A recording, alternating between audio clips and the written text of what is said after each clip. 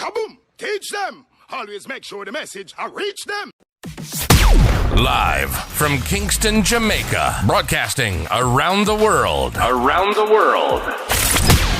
You're watching the Teach Them YouTube show. Intellectual, yet stimulating. Fair, frank, and factual. This is Extra Class, streaming to the world and beyond.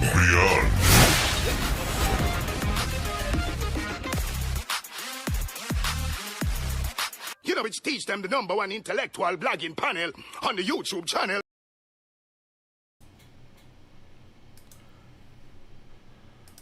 Good night, everyone. Let me know if you're seeing me clearly. Let me know if you're hearing me clearly. If you're seeing and hearing me clearly, welcome to another episode of Extra Class. I trust that everybody who is in the hearing of my voice and seeing my face, you, your family, your friends, you're all safe, you're all healthy. And know that Rosie B, she did a medical procedure early in the week, last week. She's home now recovering. I suspect it will be a couple of weeks before she's really and truly up and running again. I have spoken to her since the procedure and thing. You know what thing go. So I'll keep an eye on her, and I trust that her recovery will be speedy. Yeah, son, peace. Big up on yourself. Hey, Kerry, how are you? It's good to see you.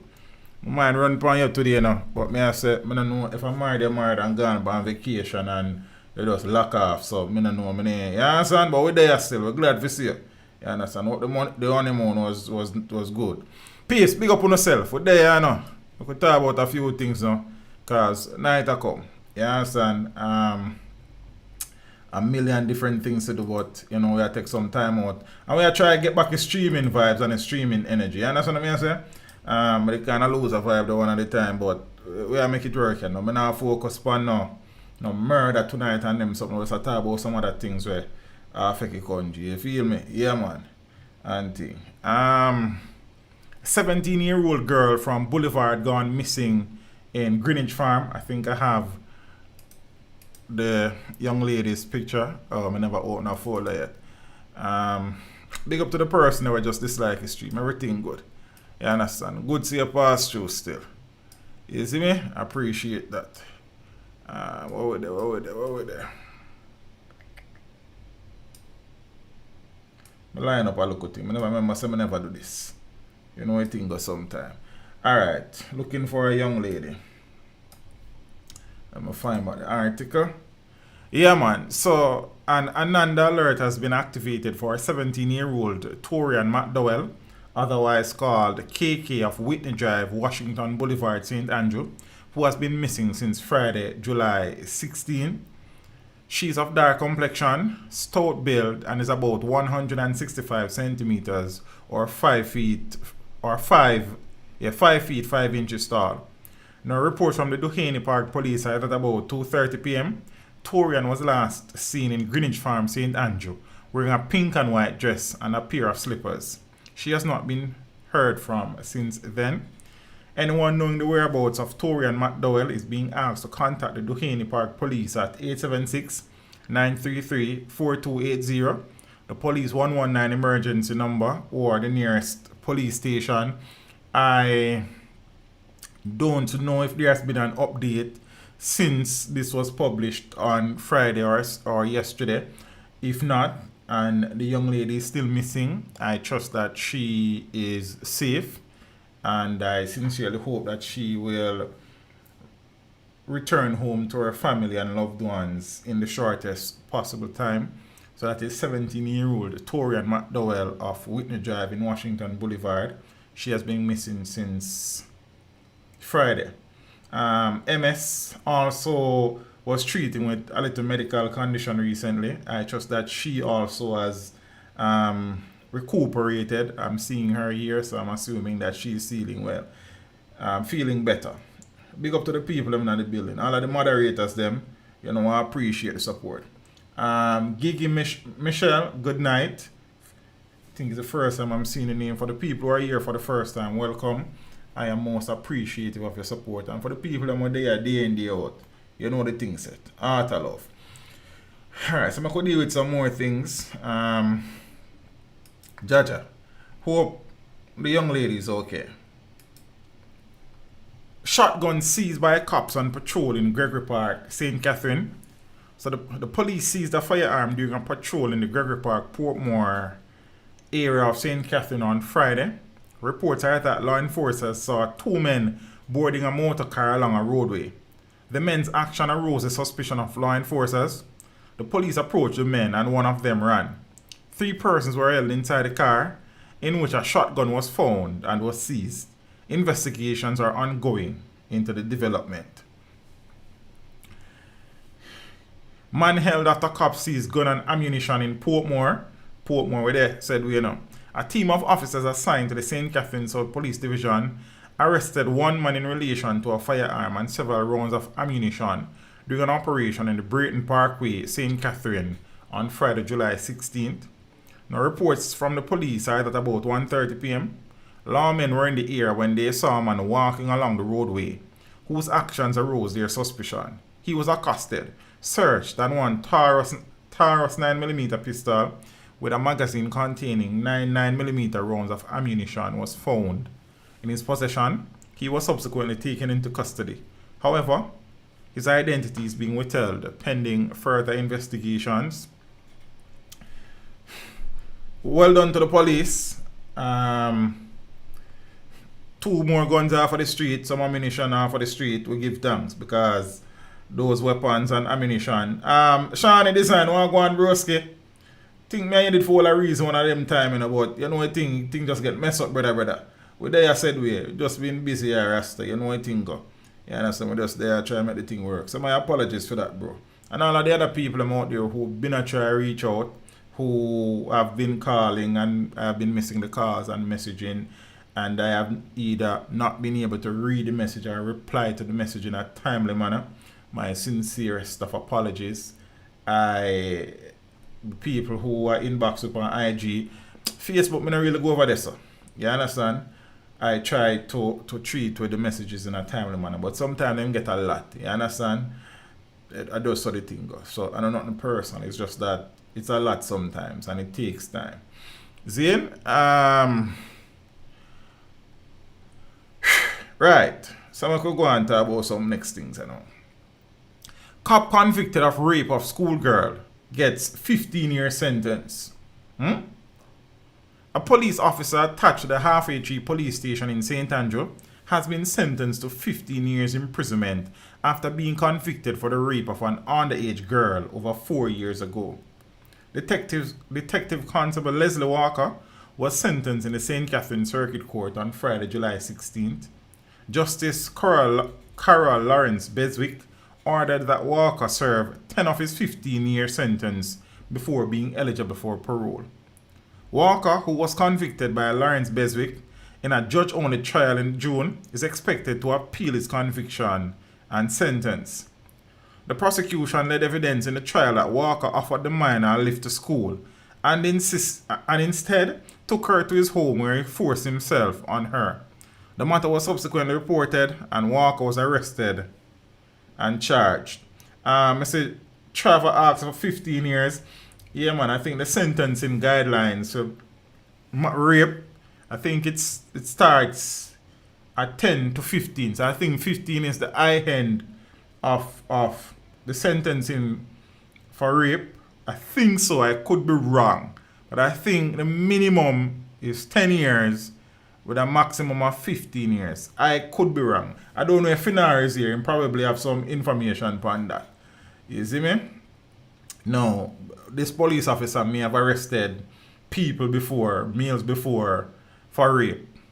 Allegations of rape. He would have probably taken prisoners or dealt with prisoners who were on rape charge or convicted for rape or something. So he should have known that no man not immune to the thing should have gotten 50 years. Man, that's what we are saying, Trav, but you know the thing set up. You understand? So, here's another police officer again who have decided or had decided or decided that he is above the law based on the conviction. Apparently they will appeal. I don't know on what grounds the appeal will be filed because it did not state in the article. But I know that there's a notion out there that police officers tend to get away. There are possibly hundreds of police officers in penal institutions in this country. You understand? For various reasons. Murder, rape, extortion, lottery scamming, kidnapping, illegal possession of firearm, a manner of many different things. So, yeah, there's that. When I really come to discuss that part of it, but you know, sometimes people ignore the facts as they exist, and you know, police can investigate police. Many police are in prison in Jamaica. Yeah, so that's how it's set up. We're not even realize, so we never done what they find 115 rounds of ammunition seized in East Kingston raid. A team of officers assigned to the Kingston East Police Division and members of the military seized 115 assorted rounds of ammunition during an operation on Olivier Road, Kingston, this week. Now, reports from the Rockford police are that the lawmen were conducting operations in the area in the late afternoon when a premises was searched. During the search, a bag was seen containing 67 7.62mm rounds, 48 5.56mm rounds, and 22 303 RG 490 cartridges. No one was arrested in relation to this seizure. Investigation continues. Ah boy, we're glad to the rounds are off of the street, but it's always good when people are arrested with these fines, isn't it? But we give thanks to small mercies, no? Blessings, Father Finar. Oh, go on. You know, me just called the name earlier. What is do you know the sentencing guideline for rape? What is the minimum and maximum time period there? I am saying the minimum starts at it starts at 10 and it goes up to 15, but I'm not sure. I know you as a man who kind of more versed with certain aspects of the legal landscape than I am.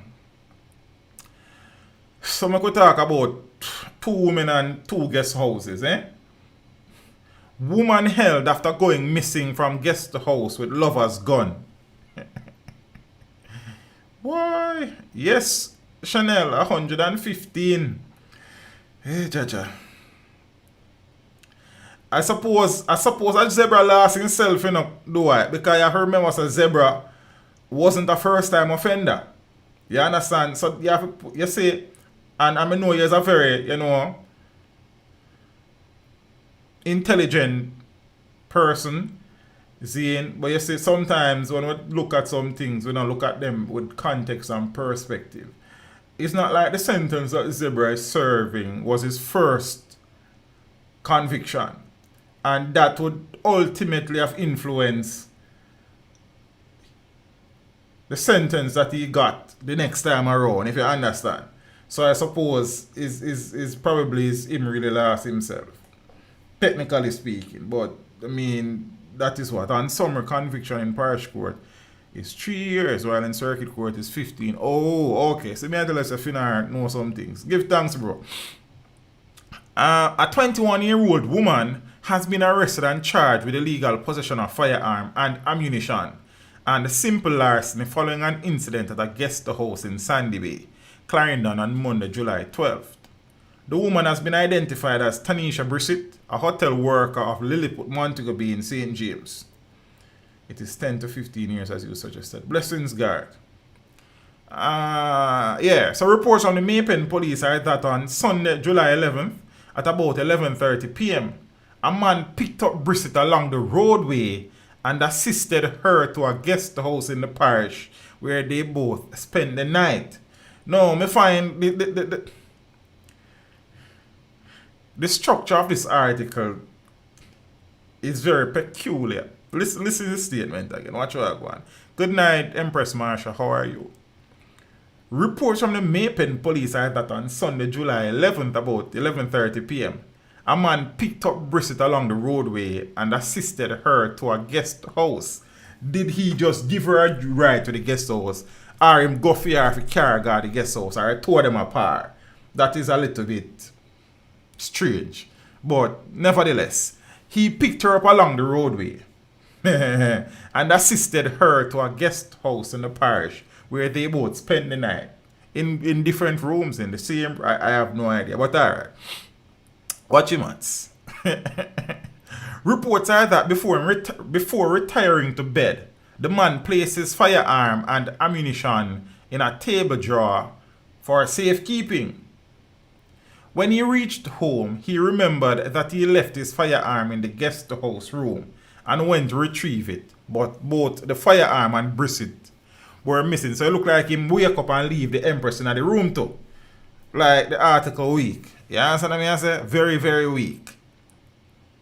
Jaja. Him pick her up 11:30 p.m. John, you say 11:30 a curfew time, though. Then I don't, is that time the man pick up the Empress, Jaja. I can't tell you why, because I make you know that article said. So watch out, the article is strange. A report was made to the police and a snap raid was carried out in the Bushy Park area of Mapen, Clarendon, where Brissett was located and the firearm was found in a brown canvas bag. She was subsequently charged by the police. Her court date is being finalized. Ja, something not right. You understand? The report, the journalist who wrote the article here, why, do better. You understand? It's not like a video we watch. I read it. So when you read something, it should be so written that we can visualize the story. Alright, never mind. Based on the time, that is why they went to guest house. Or maybe that was designed, Sean. Probably them just planned for goddess from them time. You understand? And I like say as 11 o'clock come, the road just clean. Man, I go home. Man, I go pick up Empress, same way taxi still around, man, still I go. But I don't like everybody just stop so when 11 o'clock come, if you understand what I say. So, you know what I mean? So apparently Empress probably lock off a machine. Do you think you can visualize it? Apparently Empress look like she lock off a machine for sell it. Me don't know. That is how it would seem to me. You see me? Or you as and again I am assuming that this man is a licensed firearm holder, else him couldn't go tell the police them say catty thieving gun. So being a licensed firearm holder, Zane, you left one guest house and forget your gun in a one jar. So if man rush what you're going to draw, the gun that you left in the jar. Alright, never mind. It's just some strange things. I don't know Rasta. Zin? Now, businesswoman and wanted man held at guest house on drug charges. So she have the machine for safekeeping. Yeah, okay. A businesswoman is to appear in court next week following the seizure of $80,000 worth of ganja during a joint police military operation at a guest house in Beacon District, St. Elizabeth last week. Tamara Robinson, a businesswoman of Beacon District in the parish, has been charged with possession of ganja and dealing in ganja. According to police reports, law enforcers reportedly searched Robinson's room at the guest house and found 24 parcels containing ganja. The drug weighed approximately 20 pounds and has an estimated street value of $80,000. Robinson was booked for the offences and is to appear in court on Monday, July 26th. During the same operation at the guest house, a farmer who was wanted for several breaches of the Dangerous Drugs Act was also arrested. The man, 54-year-old Lester Green of Newell District in St. Elizabeth, was reportedly found hiding in a room of the guest house during the operation, a statement from the police said.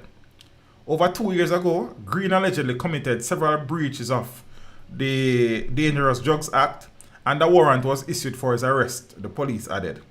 It is understood that Green appeared in the St. Elizabeth Parish Court, where he pleaded guilty to the offences of possession of, dealing in, and trafficking of ganja. The quantity of ganja that Green was charged with was not ascertained. The farmer was fined $400,000 with an alternative of 6 months in prison if the fine is not paid.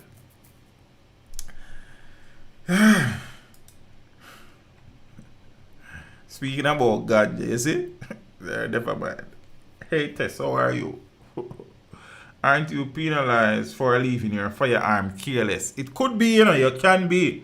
Because as much as I know, if you're a licensed firearm holder, the weapon should be on your person at all possible times. So I don't necessarily know how you go and leave Georgia. Yeah.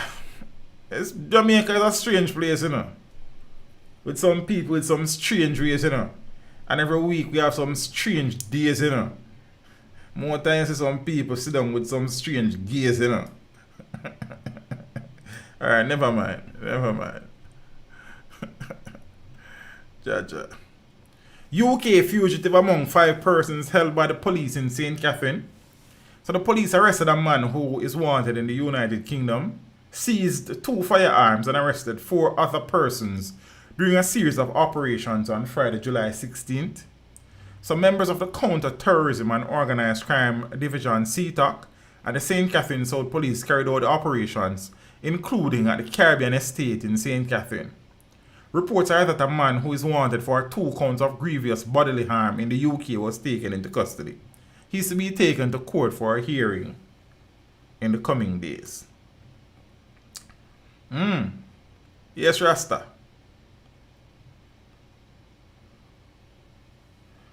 Remember the Reverend left his, Al Miller, to pick plum somewhere in Shortwood. Remember, man. What come off of that case, though? That case has been tried. I'm not sure. I remember one stream a long time ago where I spoke about a situation where Crime Stop reported that it deals with many prank calls on a monthly basis.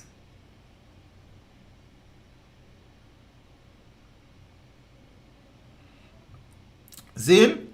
And it turned out that many of those prank calls were from telephone technicians who, when they fixed the phones or were trying to fix the phone, they attempted to use the devices to make calls, and for whatever reason, they opted to call Crime Stop or the police's emergency number.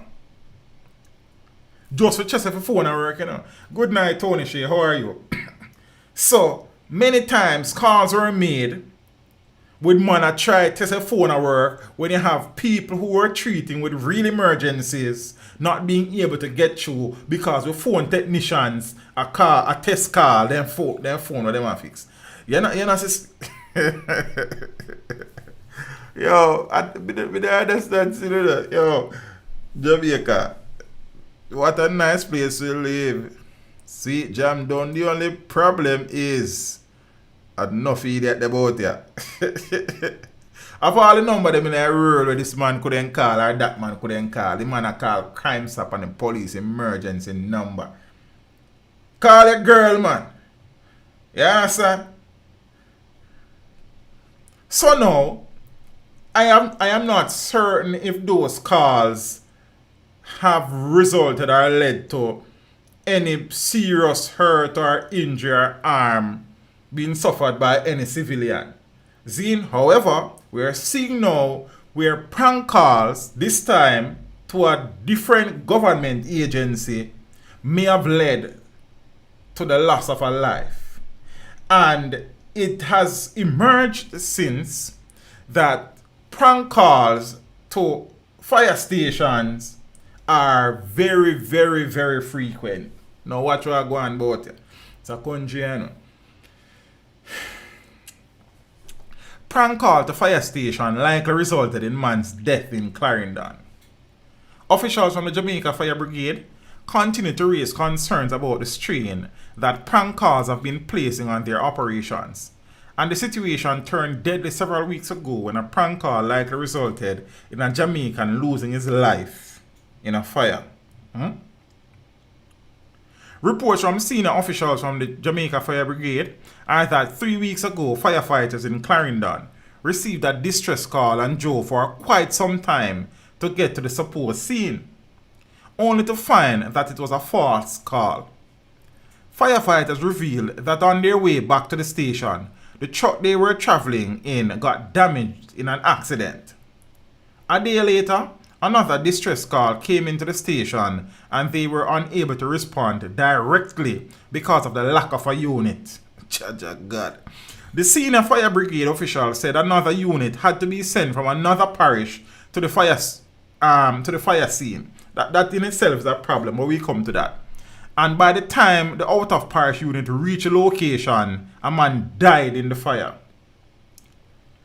JBF officials revealed that from 2016 to 2020, from 4 years, a total of 5,700 prank calls have been made to fire stations across the country. From January to June of this year, approximately 590 prank calls have been made to fire stations island-wide.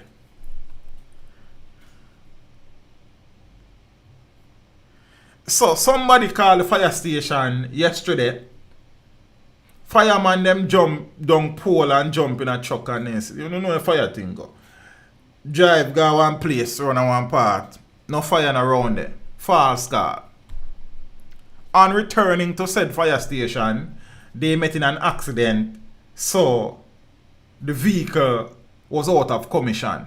I don't know if any firefighters were injured or how bad the damaged vehicle was, but apparently it was damaged enough where it was not in operation for the next day. When a serious call come in, that unit that was closest to the fire was not able to respond, and they had to get another unit from a next parish, and by the time they reached, somebody dead.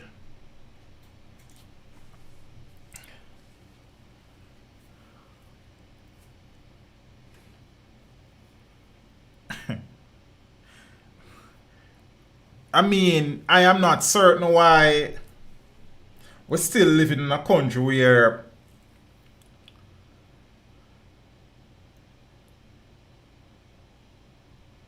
we have so few fire trucks in operation. That is one part of the problem, but we can't ignore. But that is not the main issue tonight. We talk, we have burn some fire upon them fire people the one next time. See?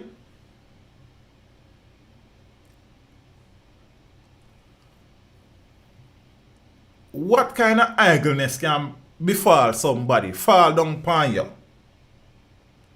Thus you feel it is cute to take up your phone and call the fire brigade, suggesting that a fire is somewhere when a fire not there. You know I got one of them there. A man will call the fire station and report one false fire and film house upon fire. And when then car put out film house, the fire truck can't go cause it up on the way to the fire there. Then the necessary we are idiot, brother.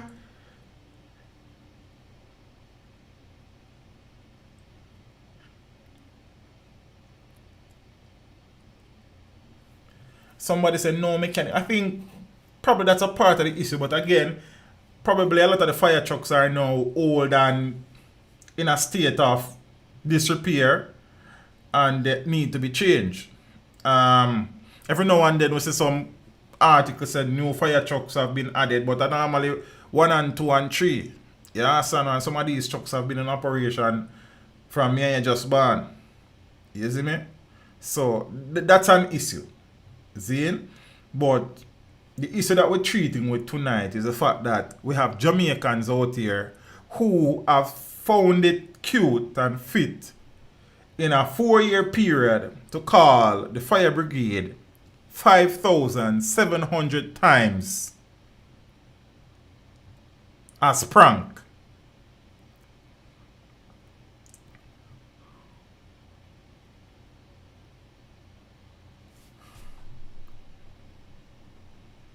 We're not done yet, you know. Firemen forced to drive miles each time, as there is an average 100 prank calls per month. Yo, no. 100 prank call per month, you know, to the fire brigade, you know. So you man have to jump down pole and jump in a truck and all of them sitting there. Drive go somewhere and then no fire and then drive go back. Yet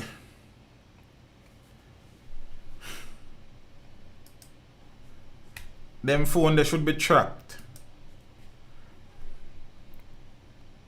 So all me have to say about it.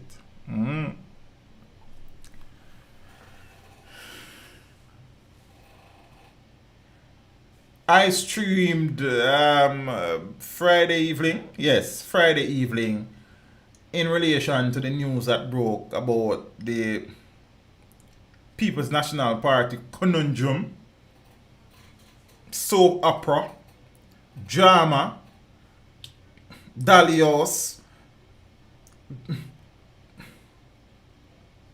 party shop, monkey business situation. And I did not stream for a while, and you know, me just, you know what I mean, did it under a local vibe, you know. We talk and we laugh, and then when it was serious time, I was serious, and I tried to be as analytical as I could have been. You know, some people will take that offensively. You know how people stay. You can't insult people, especially people who support the People's National Party. You understand? See man in a comment accuse me of being Labourite. This a big head boy, you know, from country, you know. You understand me? I said, this a man who rip the Jamaica Labour Party to pieces when they slip and slide, you know, and do the same thing about PNP. You know. But you see people, I don't even know who sent them, but that.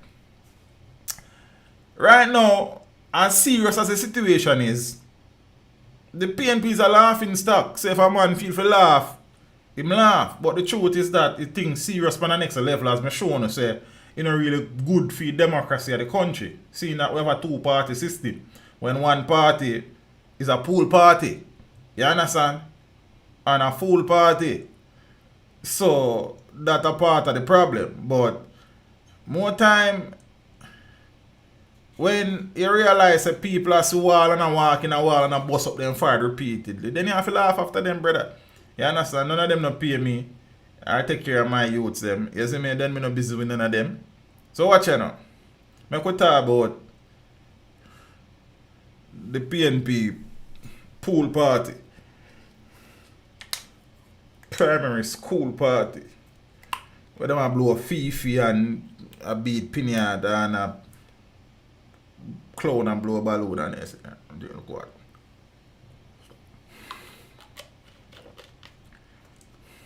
Watch out now. Strive torn PNP rocked by resignation. We know all of them something already, you know, but some look at the article here is an interesting read, so we are going to read it.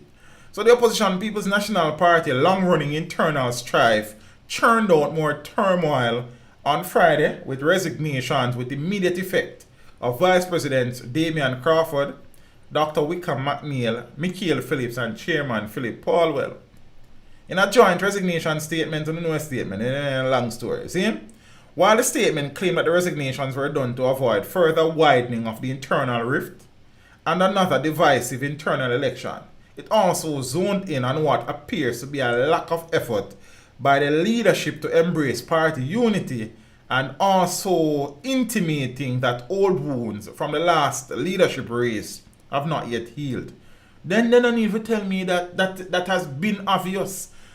That has been very obvious that it's on real just now. I have spoken to that before. And me telling you say the sore foot in the party, then just wash it off, take out 2 fly out tie, throw a little powder in it, and it's not probably good powder, good as all amins powder then throw in there. And wrap you up under one bandage in a hot Jamaica. It go fester and sore again. And so said, so done. Watch out. Despite all the reasonable efforts to broker a platform of unity, there were otherwise covert attempts to sabotage the goal of peace and harmony with a plan to hoard the available positions in line with previous public statements made by the leader, who pronounced a lack of trust for people who did not support him in the campaign leadership, and his preference to surround himself with only individuals who overtly endorse his candidacy, the statement said.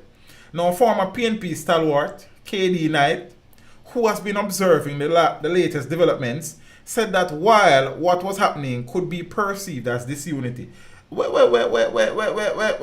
sheriff really talk about perceive as disunity? Brother, not perceive, no, it's disunity. Then when you mean perceive, KD, he's a brilliant man. Zin, it could be also an important step towards the betterment of the party, especially since those who have resigned have intimated that they would be focusing on working at the constituency level. I'm sure they will. What I understand them, those who have resigned, to be saying is that the leader's bent is to have around him persons who he knows as a fact supported him. Now if that happens, that can fuel disunity at the top, and if it is seen that there's disunity at the top, then it is going to filter down, said Knight during a radio interview shortly after the resignation statements became public. However, in a subsequent release from the PNP acknowledging the resignation statement of the quartet of former leaders of the party, the tone of the statement not only suggested disappointment, but there was also a hint that there might be internal repercussions. And the story continues. Certain allegations were made in their resignation letter which is not accurate. However, these will be dealt with in an appropriate party forum, said the statement, which appeared to have been authored by the party's General Secretary, Dr. Dayton Campbell. You know, Dayton and female when battles them a fight right now, said we, but alright. And thing. So, in direct response to the resignations, the party president, Mark Golding, was quoted as saying that an attempt was made to have dialogue as it relates to issues raised by Crawford, McNeil, Phillips, and Paulwell, but it did not yield the desired results. He also expressed a willingness to work with the quartet in the best interest of the party. You know, Mark talk about rebuilding and them things. It would appear that the rebuilding that Golding said he wanted to see has already begun, as the party confirmed late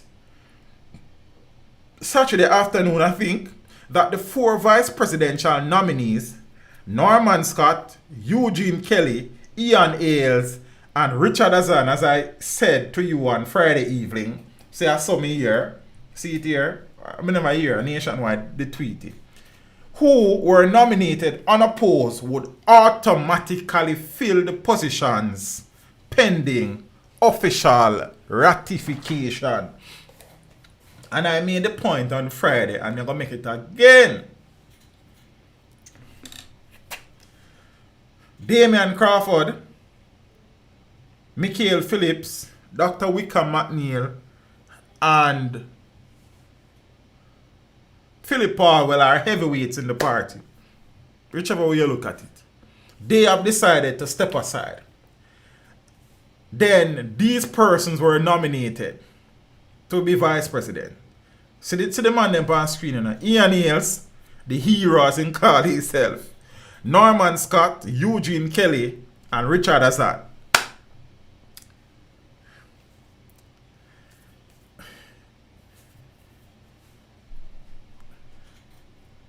If I was a supporter of the People's National Party and involved in the party politics, I'd be very concerned if these men were to be the vice president of the party. Let's put it that way.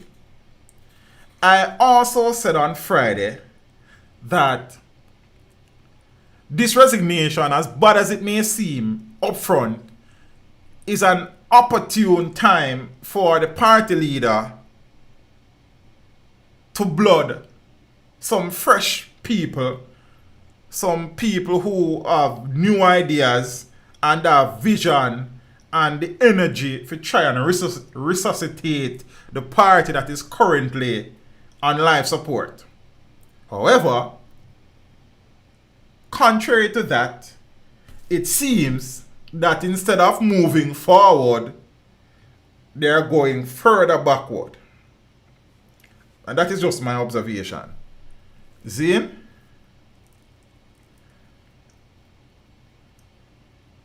So, I don't know. In a safe. So, them man, I will be the VP. I remember, hold on. Let me put that next little thing into context. Let me put on my spectacles. It's not test glass, people. It's just a glass that protects my eyes from the blue light that is emitted by computer screens and then something. You know, I'm in front of the computers a lot throughout the days, most of the days. Vice presidents are generally a level below the president of the party. And normally, the leader of the party oftentimes come from within the vice presidential cohort. I'm going to say that again. I'm going to put this into context for people, because people don't understand this, you know. You have the president, the vice president, them, and the gen sec, them people that are powerful in the party. You understand? Alright. Normally, if Mark Golding should resign or something, generally speaking, the next leader of the party is somebody who have, you know, vice president beside them name. Because they would have probably been understudying or preparing themselves to step up. Now, let's put this into context. These four men on screen, it is possible that not very long from now, may be offering themselves as president of the People's National Party. And not only that, potentially prime ministerial candidate for Jamaica land we love.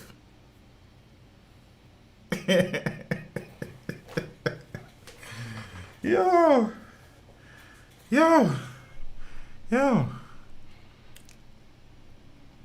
I don't know if there has been that discussion anywhere, but when we sit down and look on this, there is so many implications here, so you know, funny. Me I laugh, but me not laugh. No, is there anybody in this stream now who, say 2 years from now, would be comfortable with any of these four men on screen not only becoming president of the People's National Party, but also contesting a general election to become Prime Minister of Jamaica?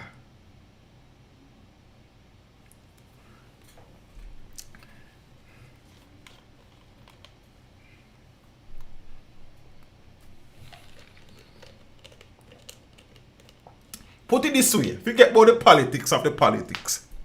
As a Jamaican taxpayer, would you be comfortable with any man on the screen leading the country? Alright, now I'm going to move on.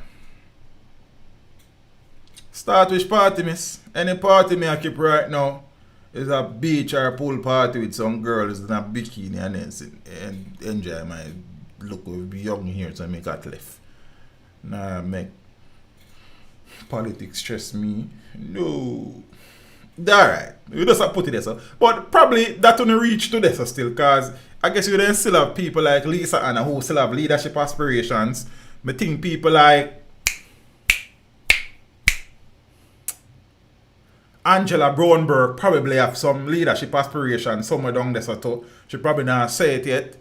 Julian Robinson somewhere about the place, me don't know. You understand? Damian Crawford still, him not play for him final card yet neither. Michael Phillips probably want to do him father, never do, coulda never do, will never do. So me don't know. You understand? Right. So me see what I go on. Interesting days ahead. Zane? But as I'm telling you, bunting. I don't, you see, I don't know. First thing bunting, I forgot win a seat. That's the first thing. Oh, speaking about winning a seat. None of them man are on a seat on screen. None of them four man, as far as me, as a matter of fact, me I confer, none of them man are not see it. And if they should become VPs, it will be the first time since about 1980 where the PNP are vice presidents when I not see it. But we soon get to that because we have one next thing around us on one part. Now, Crystal, we'll go back to Crystal now. We'll go back to Crystal. You understand? You remember Crystal also on Friday resigned as president of the PNP, YO, the youth organization or the youth arm of the PNP. Now, she has since stated that a part of the reason for resigning is the fact that an audit revealed that there were 33 fake groups found in the People's National Party Youth Organization. 33. And let me tell you the implications of that. These 33 groups would all have delegates who would vote in an internal election to select a president or vice president. And these groups are fake. Yo, hold on. We're thirsty. Every drink, look what. Just calm down your nerves. As Besenta said, what I did.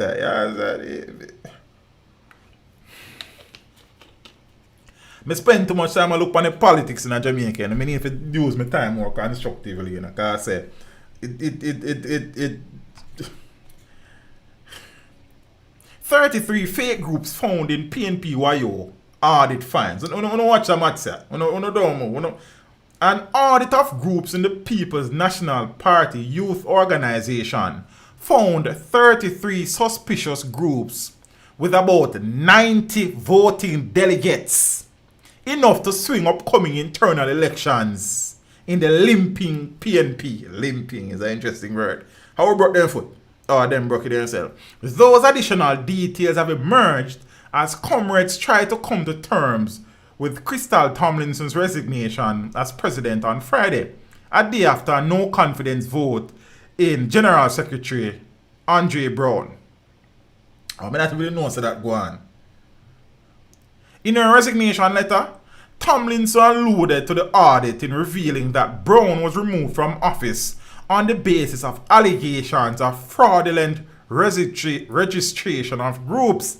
I not even know that things they are going. I will not continue to serve where there is a wavering commitment to integrity, where parish and region chairmen engineer and facilitate fraudulent behavior and have the audacity to parade themselves as untouchables because of their proximity to the leadership of the party, she added. The audit was done by a committee of 4 persons: Roger Bent, Michaelia Henry Evans, Alicia Palmer, and Paul Burke, who was chairman. The 33 groups flagged could not be verified for a number of reasons, including suspicious signatures, non-response to telephone calls to listed members, absence of contact information for representatives, or the wrong contact numbers according to information obtained.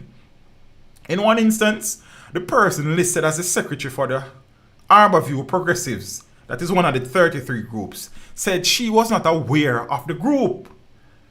that the supposed president did not know she had the position. So she a president and she don't know so she a president. I want never chum. Alright, never mind.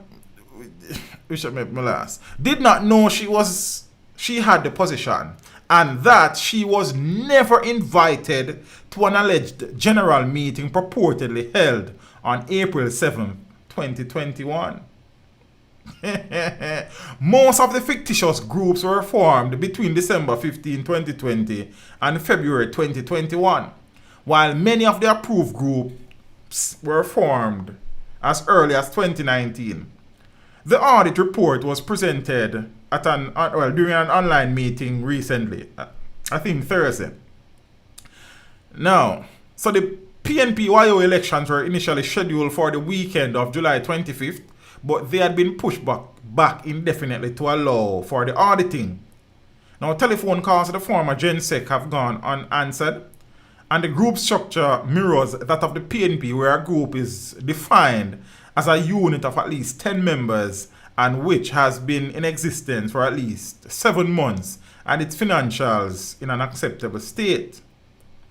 All party groups which have had an annual general meeting as required by the PNP constitution elect delegates on a ratio of 1 to 10 or 10 to 1.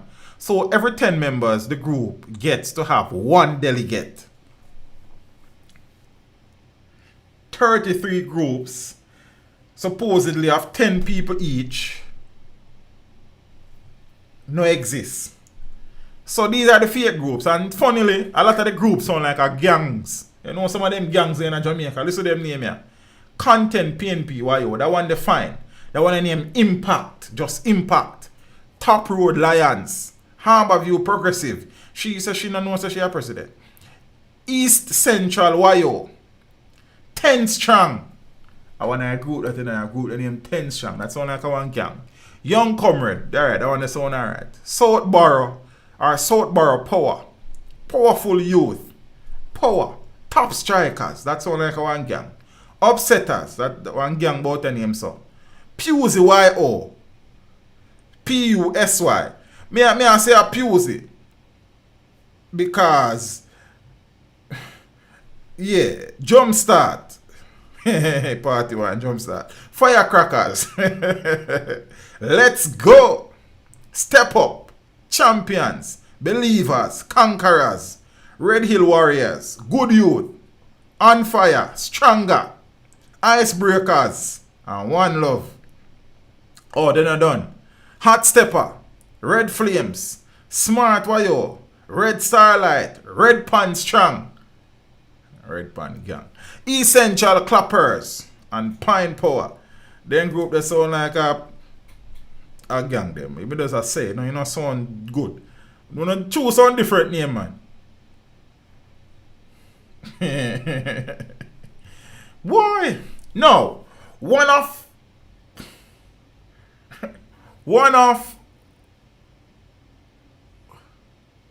or one topic of discussion that has emerged since the resignation is that, you know, people have suggested that the gang of 4 plan to level the score, kick down some door. Never mind.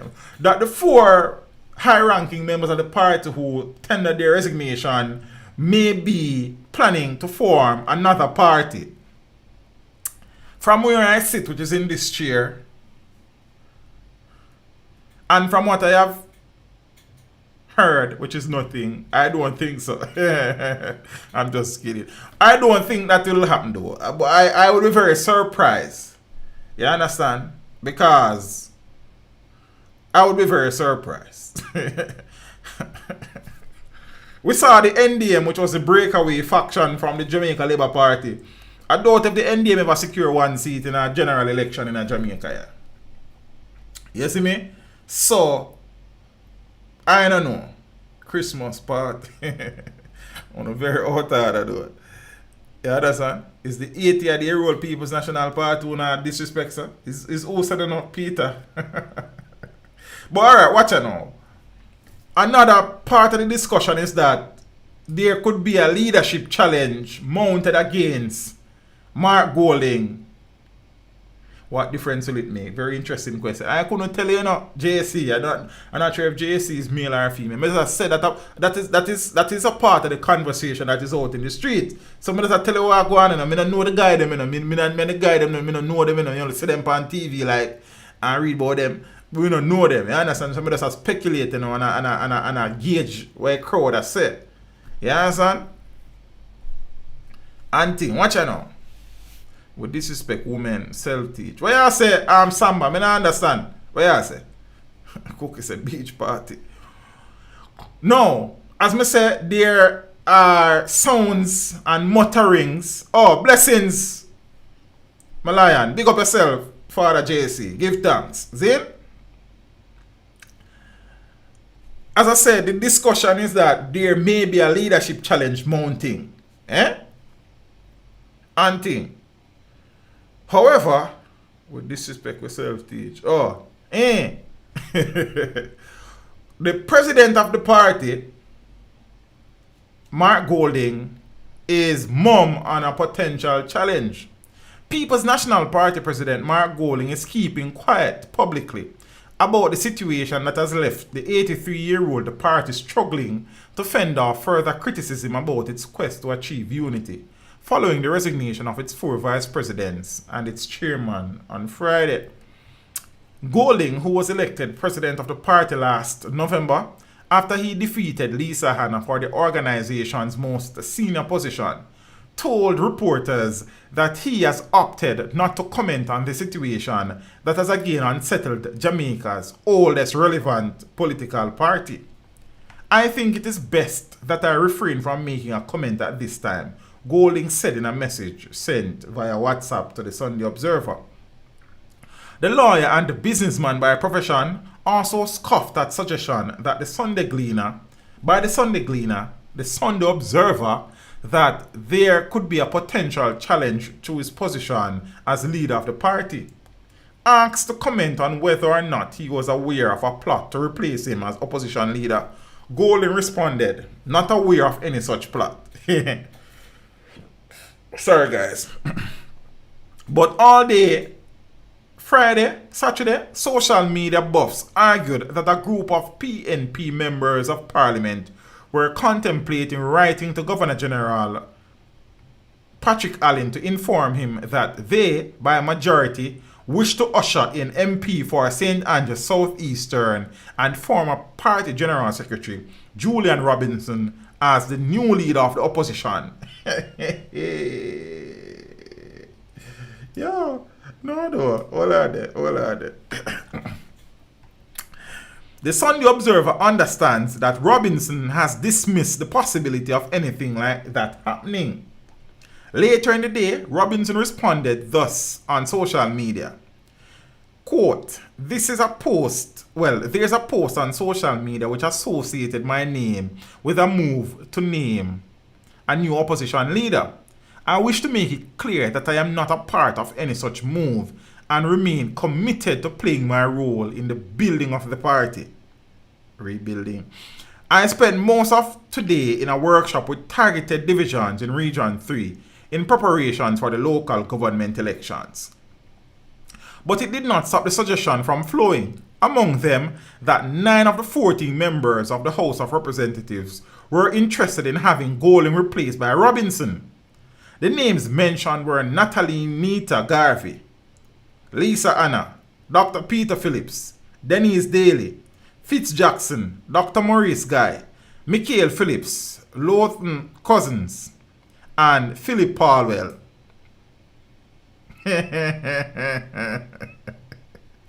The remaining MPs, Hugh Graham, Anthony Hilton, and Angela Brownberg would remain committed to Golding as opposition leader, and the man thought to be best suited to restore order within the parties or within the organization, speculators have said, well, as the man best suited.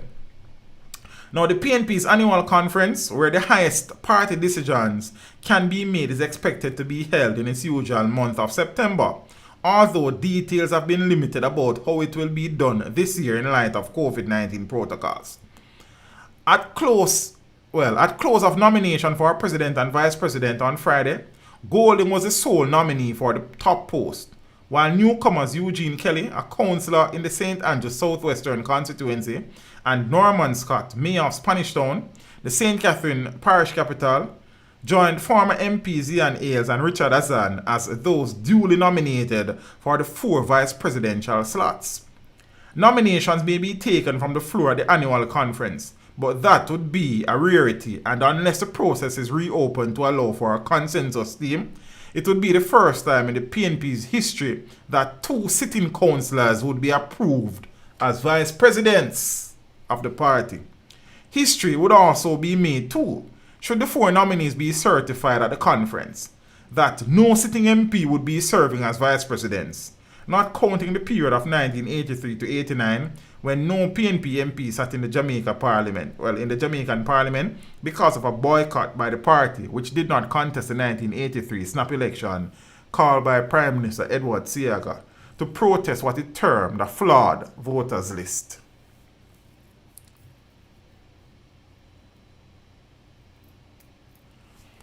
JC saying good job sitting for Damien. Why? Draw it up and send go give, man. I think something big is coming and the PNP knows it. That must be why them all are fired to lead the party. I could have what that be door, Trav. Talk to me. Like, I could have what that be. Once, me no know. Teacher, all in your car and put in a barrel and roll a seed. One pack of wolves. Real Mackay, real mates. Everybody want to lead the party. You understand? Yeah, man, everybody want to be party president. They don't know how they going to work out that. For sure, you said things in the party. There are so many issues with the PNP. Watch out. Because we not done it now. Watch out. Oh, I'm not even the job for him picture. I have to just turn to the screen and then. Because I remember about this, man. The mayor of Mandeville, who is a People's National Party councillor, submitted his resignation. Where you say, winter is coming. Submitted his resignation and later withdrew it. So apparently there is some tension in the Manchester Municipal Corporation between PNP officials.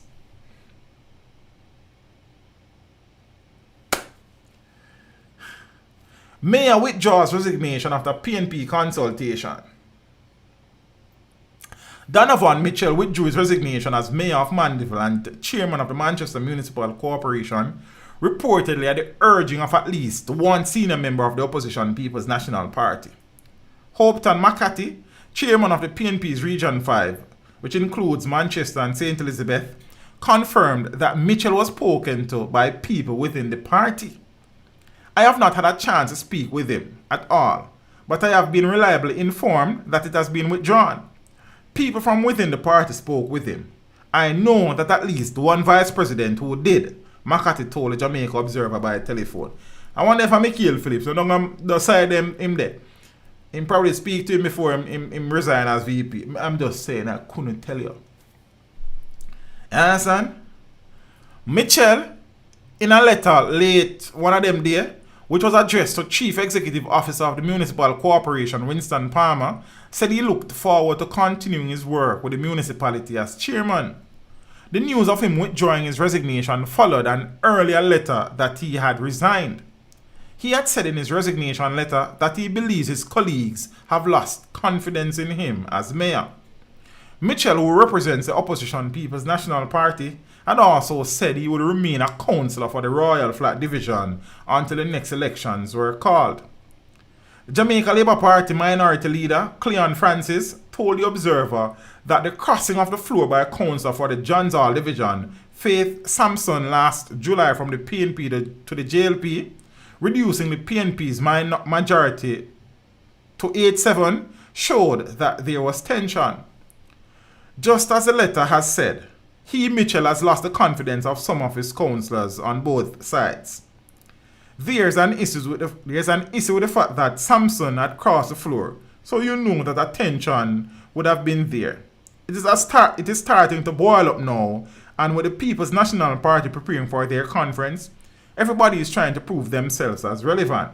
So there are lots of utterances on campaign stages which are affecting people personally, said Francis. When contacted, Mitchell responded via WhatsApp that queries be referred to Palmer. Late last year, Mitchell dispelled rumors that he had intentions of crossing the floor in the council to join the JLP. Mitchell, who was the campaign manager for Peter Bunting, bid in the September 3, 2020 general election, had told councillors that crossing the floor was not part of the agenda. If such would be done, we would be in some serious constitutional matters, he said. More wranglings and danglings and janglings and banglings around the PNP. No, we're not done it, you know. We're done. Make we watch a little thing together, yeah? Let me see if I can drop it on screen. In a powder keg, the Jamaican people are suffering. Why this not play? The Jamaican people cannot bear much more. They just cannot bear. In a powder keg, the Jamaican people are suffering.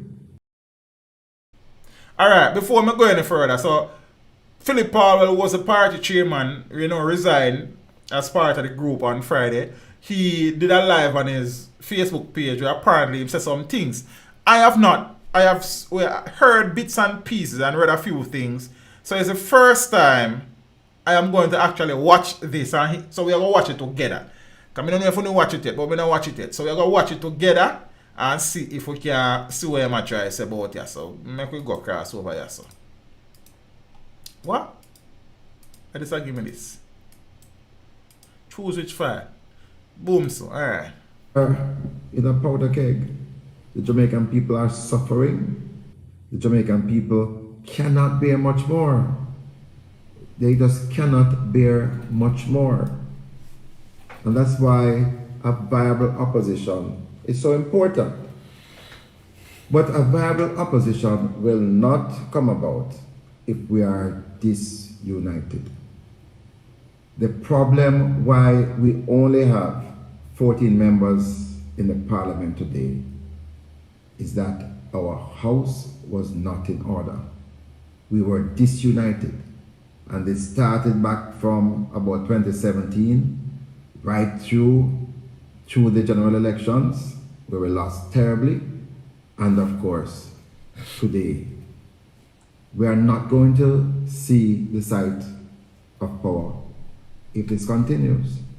And that's the reason why early in the new leadership of Mark Golin, I pledged my full support to ensure that we will have peace in the party. I have said to the party leader, I have said to the officers of the party, I have said to the committee that is now in charge of unity, that I, Philip Paulwell, would leave this party if before the next election there is another challenge in the party.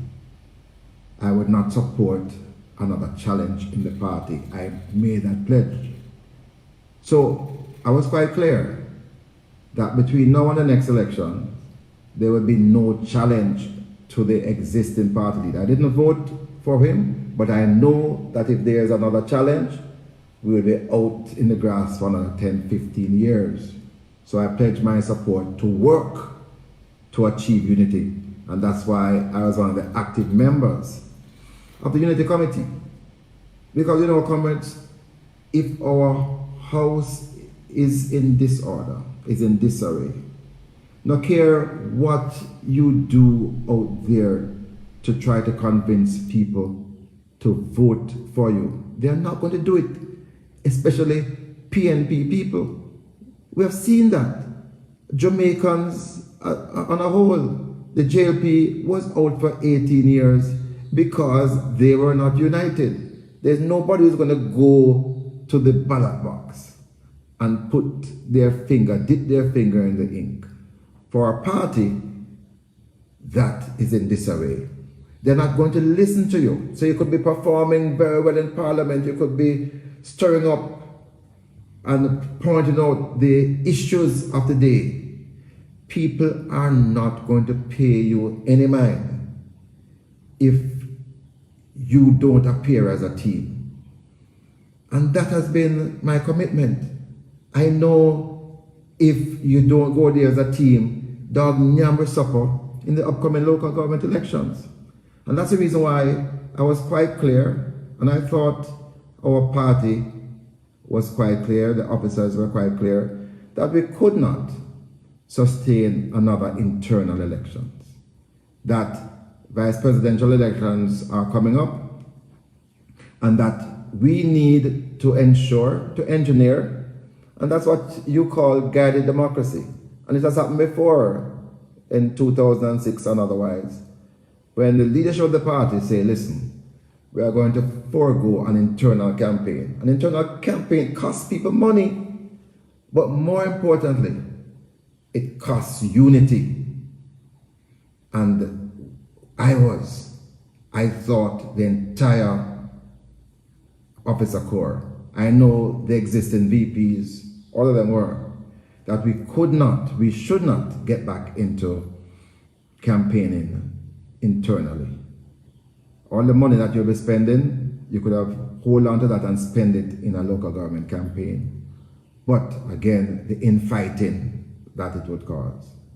So I am saddened, I'm really saddened, because we were working towards consensus. I was committed, you know me. I believe in peace. Blessed are the peacemakers. That has been my mantra over on this platform, but throughout my life. And that's why sometimes people say, oh, how come you're so calm in Parliament? Why don't cuss labor right? Listen, I don't cuss.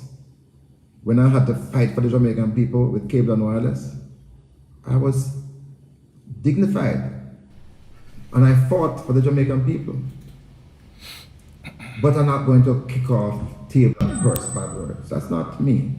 When I had to fight JPS, when I had to fight the bauxite companies and say, listen, I'm going to cancel your license if Alpart isn't reopened. It wasn't because I see myself as big and bad and I can chuck it. I'm not into that. I believe in dignity. I believe in sincerity.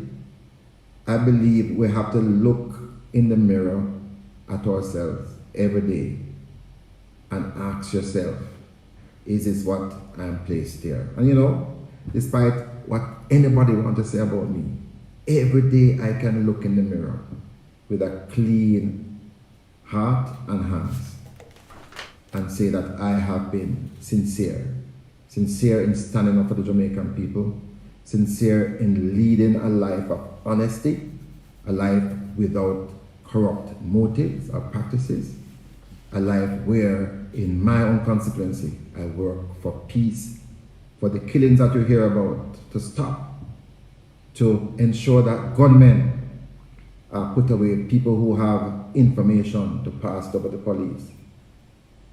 But in this thing, you bear a bad name. People say all kinds of things about you. People will go to the US Embassy.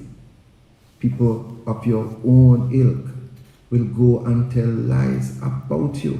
That's how terrible the politics is. That's how terrible the internal politics can be. I bear these things, and I still wanted peace. I still wanted to ensure that during this period that we elect our officers, that we could agree on 4 VPs and that we could carry forward that agreement, and that we wouldn't have any upheaval with the regional leadership, the elections towards NEC, and so on and so forth. We could have done these all without disturbances. Today has been another unfortunate day in the party. We have decided to step back and to allow the party leader to have his team. We're not going to fight. I am too weak to fight, and I know that it is going to get us nowhere, because we are not going to be successful with half of the party working if you don't have the whole party, and I will say 70%. If you don't have 70% of the party working together, forget it. We will never see power. And my hope is for us to get there, to get our 70% of the party to work together. You know what a comrade said to me today? He and others of his ilk fought, they did battle. Some got shot up in the 70s because they believe in the PNP. They put their life on the line for the PNP. Some stalwart comrades. And today was a sad day for them, because they were wondering, is this what we put our life on the line for? Is this what our fight was about?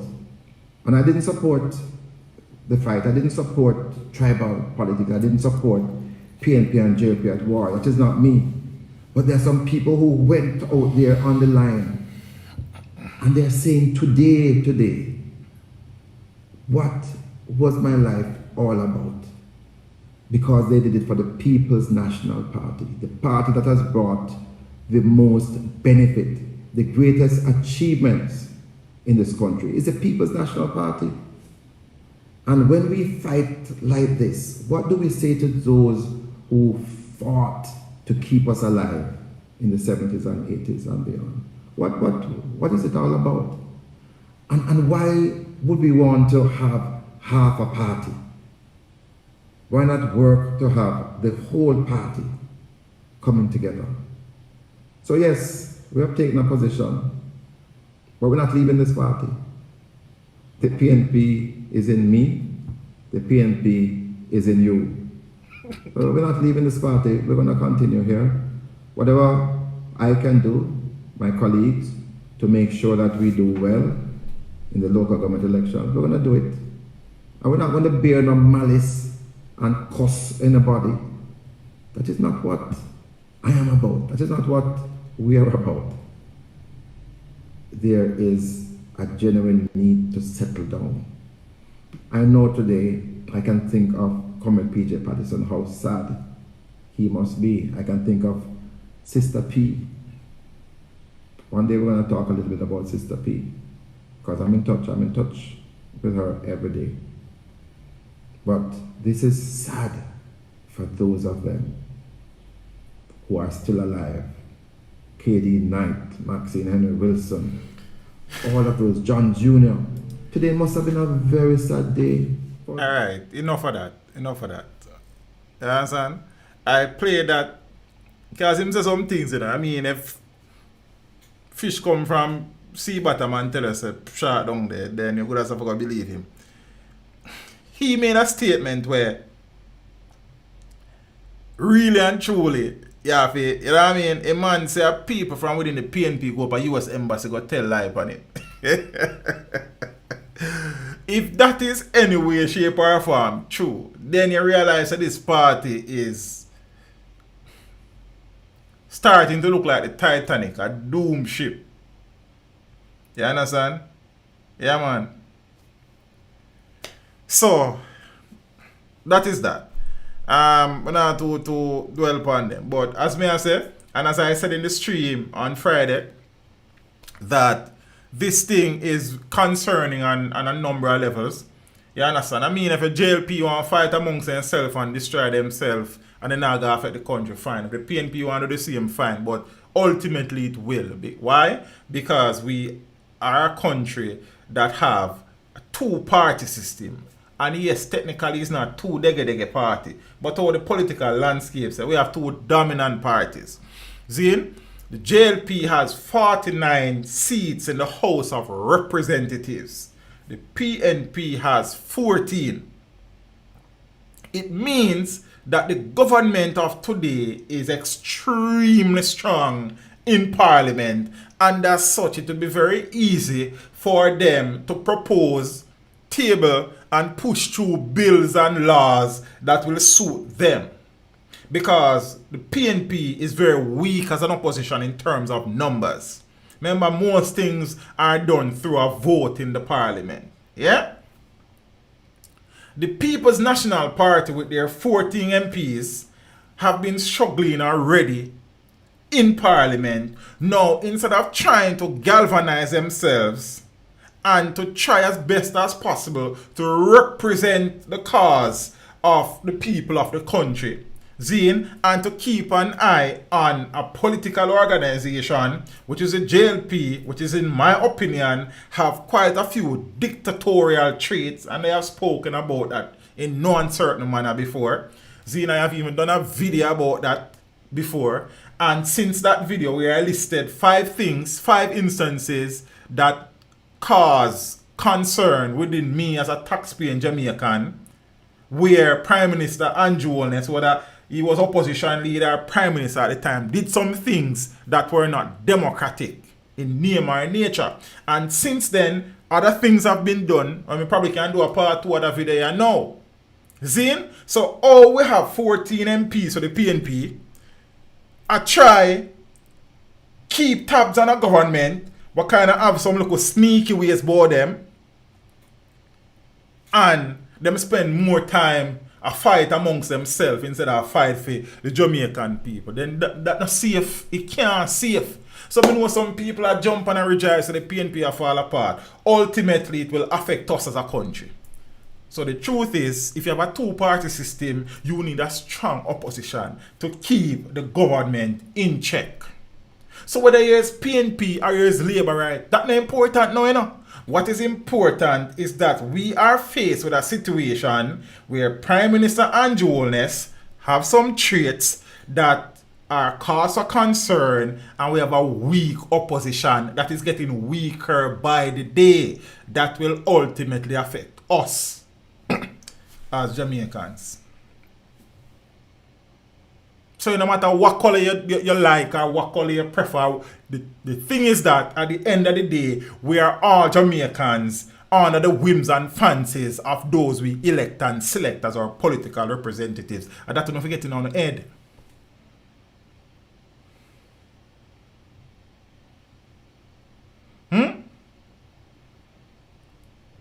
So, while some people look at it at face value, it is much deeper than that. The House of Representatives, or Parliament as many people say, is where the laws of the lands are passed. And if you have a government with 49 members and the opposition with 14, that is a problem from the get-go. Now you have the opposition destroy themselves more and more every day. Is we are going to suffer around here. So, so whether you say orange or you say green, when it come down to the end of the day, the whole of it on the one team, the Jamaican team. I still see when I comment on the video I do the other night, I talk about PNP for life or Labour Right for life. What kind of life? You understand? What kind of life or PNP for life and Labour? You know, you idiot, you know, man. We got independence in 1962. Do the math. Too much years that. And we still behaving like some babies were just born. And there have been stints of People's National Party governance and Jamaica Labour Party governance, and many people in the country are still suffering. So this PNP or this JLP better, make no sense. You know why? Because both parties have had opportunities to lead the country, and we still are suffering and still are struggle about here. So all one better than the next. And we need to unite and lead the fight and turn the country around, brother. Stop going like on a fool about PNP and Labour Right. I tell you, we are still the biggest problem in other country, you know, with mentality. How we are diehard. Diehard woman, it should be a diehard Jamaican brother. Or diehard Jamaican. But sure. I waste my time, you know. May I preach to the choir. You see me? I'm telling you, you know, we live in a country now where politicians don't serve us, you know. People in Jamaica serve politicians now, because some politicians hype about you. You can't even talk to them, and they don't want to disrespect you. And a Jamaican people elect them. And you can't talk to them. Them above the law. You understand?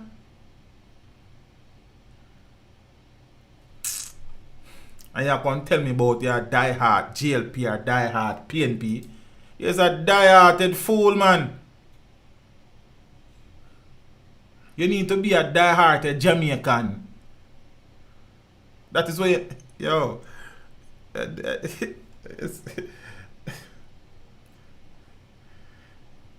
I got so much things to say right now. But you know what? Make we move.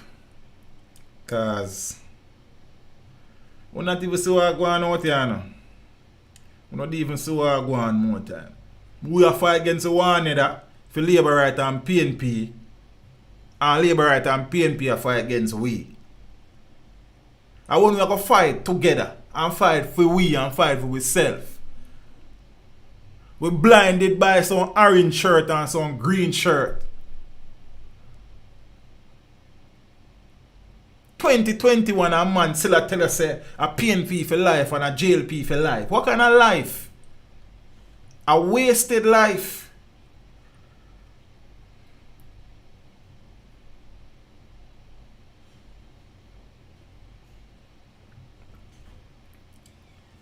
The Andrew Holness-led government has been plagued with all manner of evil from him become Prime Minister.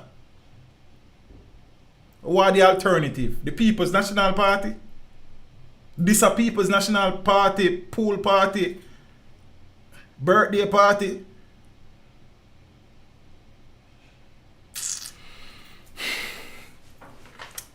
Jaja. No better pork, no better barrel rasta. That's the thing. The black dog and monkey settings. And you know the thing about it. You know the saddest thing about it. When the next election is called,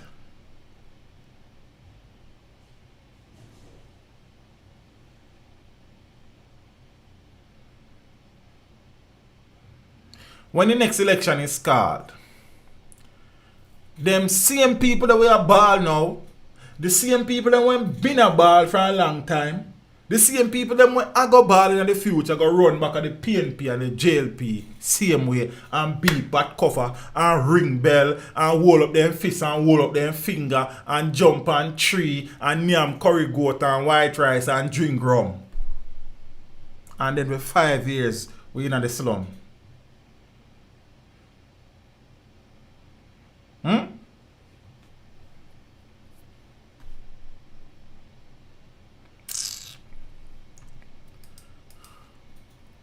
Brother,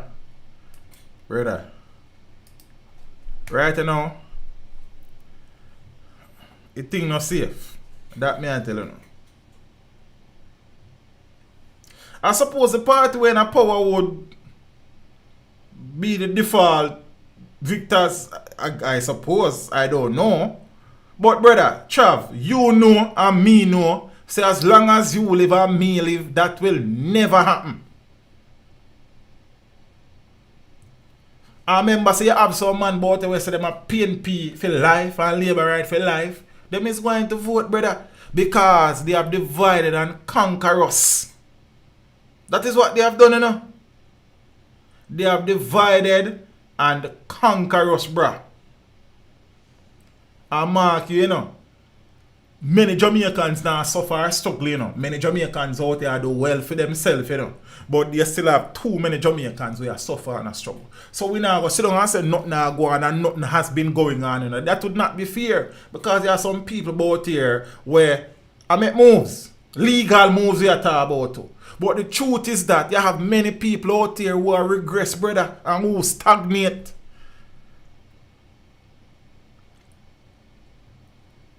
And crime are cripple we, bruh.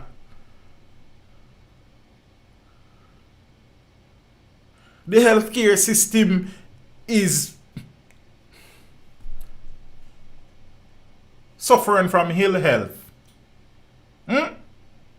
The fire brigade we just talk about are suffer from lack of resources. The police force, yes, there has been investment in the Ministry of Security, but it is still lacking. Schools have been suffering from a lack of resources for eons now, donkey years. These are the things we will get with moving as a country. Healthcare, if you don't have a healthy population, then nothing else no matter, brother. So if the medical sector can't deal with the health of the country, then forget about it.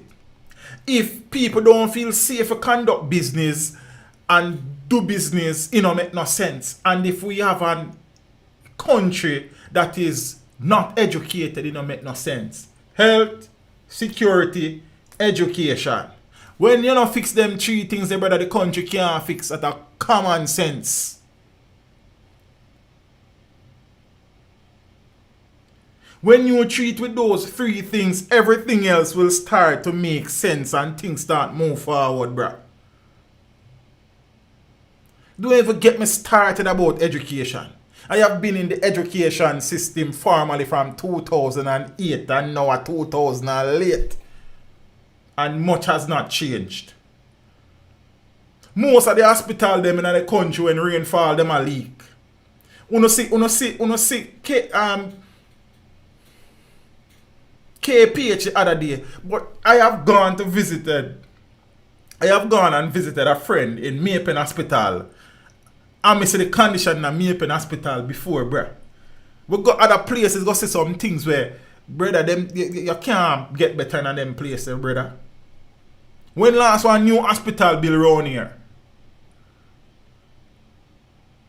We have one children's hospital in the country, and they are Kingston. One to Central and Eastern and Western Jamaica.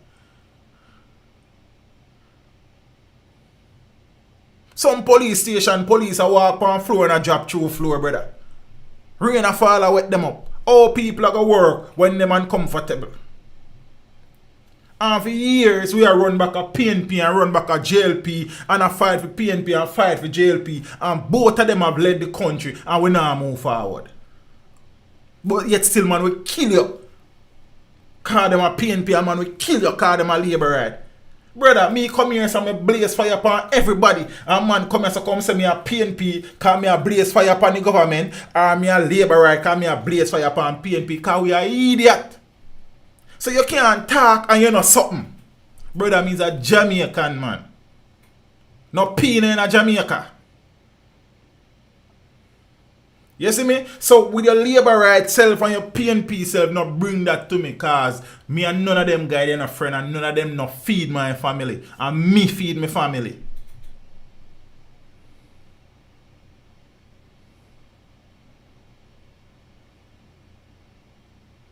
And them they stand so if you take it in the country and talk about PNP for life and labor right for life. Jamaican for life, man. No for we are talking about PNP for life and we don't have a good roof over our head. No for we are talking about labor right for life and we can't put a sheet on our bed. Wanna go, man? Wanna fool like. And the mentality they are kill about you. But when you talk, when the government do something you have to burn them, you are PNP. When the PNP do something you burn them, you are labor. Because you still have a whole heap of fools about you, brother. The Bible says you never call nobody fool, but we have no fool about you, man.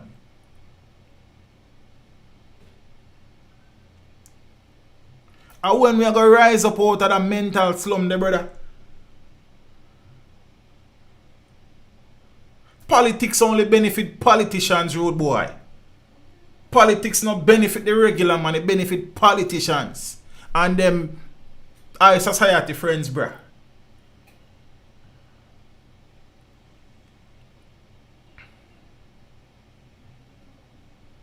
Enough of them not subscribe, Bridget, and just come cross, man.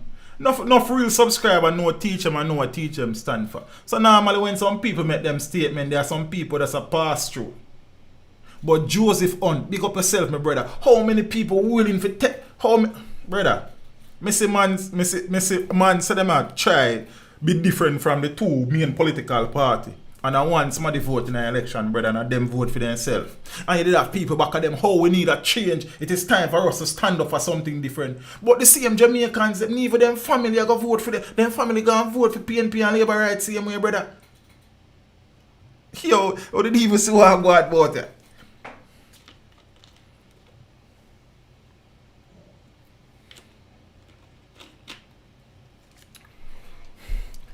After gaining independence in 1962, a lot of the problems that we are facing as a nation, we should not be facing them. You understand?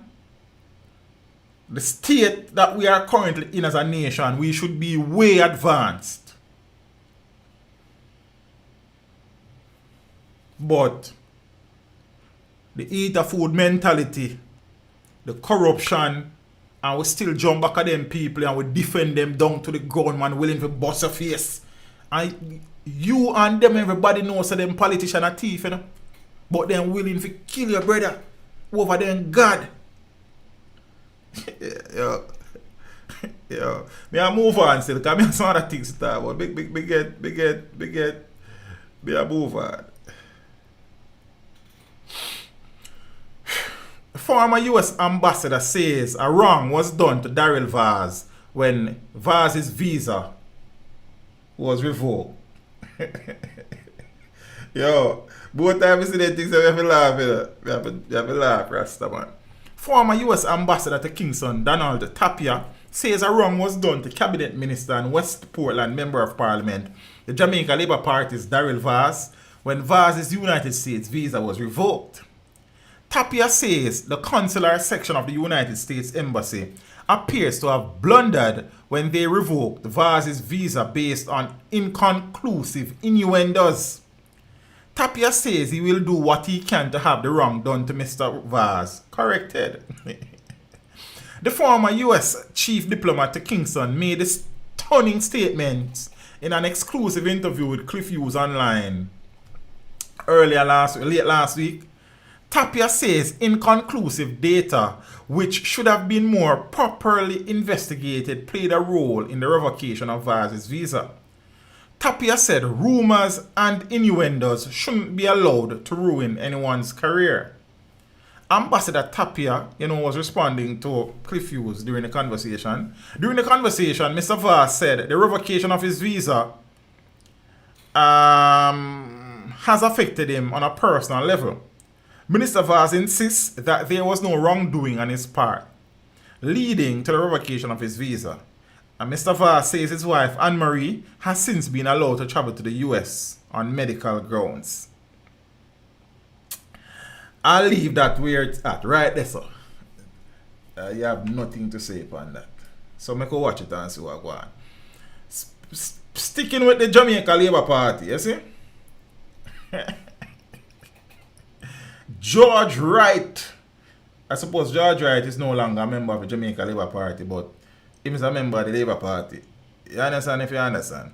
And that lovely lady beside Mr. Wright is Lady Singh.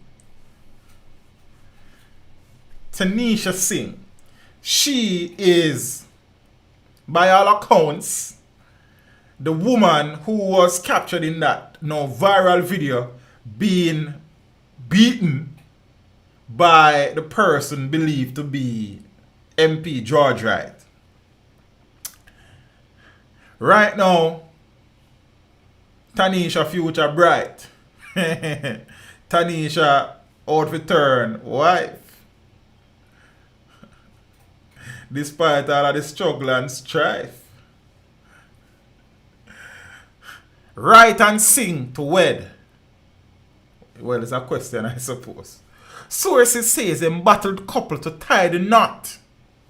But Wright makes no comment. Embattled politician George Wright is to tie the knot with his lady love, Tanisha Singh, in coming weeks.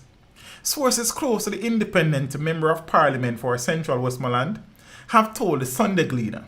However, Wright has refused to publicly comment on the reports. Wright and Singh have been at the center of public speculation since a video surfaced in April showing a man beating a woman with his fist and a stool. The police had sought Wright as a person of interest in the matter, but would later close the case as neither Wright nor Singh wanted to sing, or never mind, was interested in pressing charges following their initial domestic abuse report to the police, and the video footage was inconclusive as to the parties involved.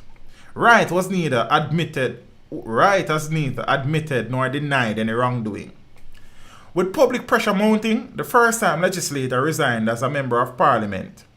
Resigned as a member of the Jamaica Labour Party, But Wright has rejected all calls to give up his role as MP for the one-time People's National Party stronghold and has since made several official appearances as an independent representative, including with Singh by his side.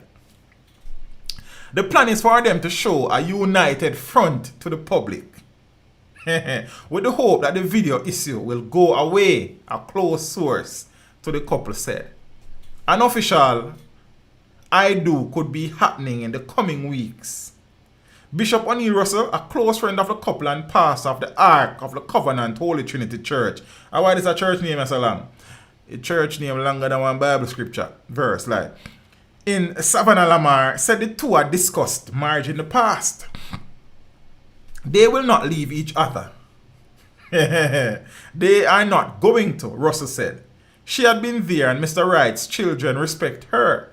So whether he wants to marry her or not, their intention is not to leave each other, but to live together happily ever after. Well, that no night, but I mean to say.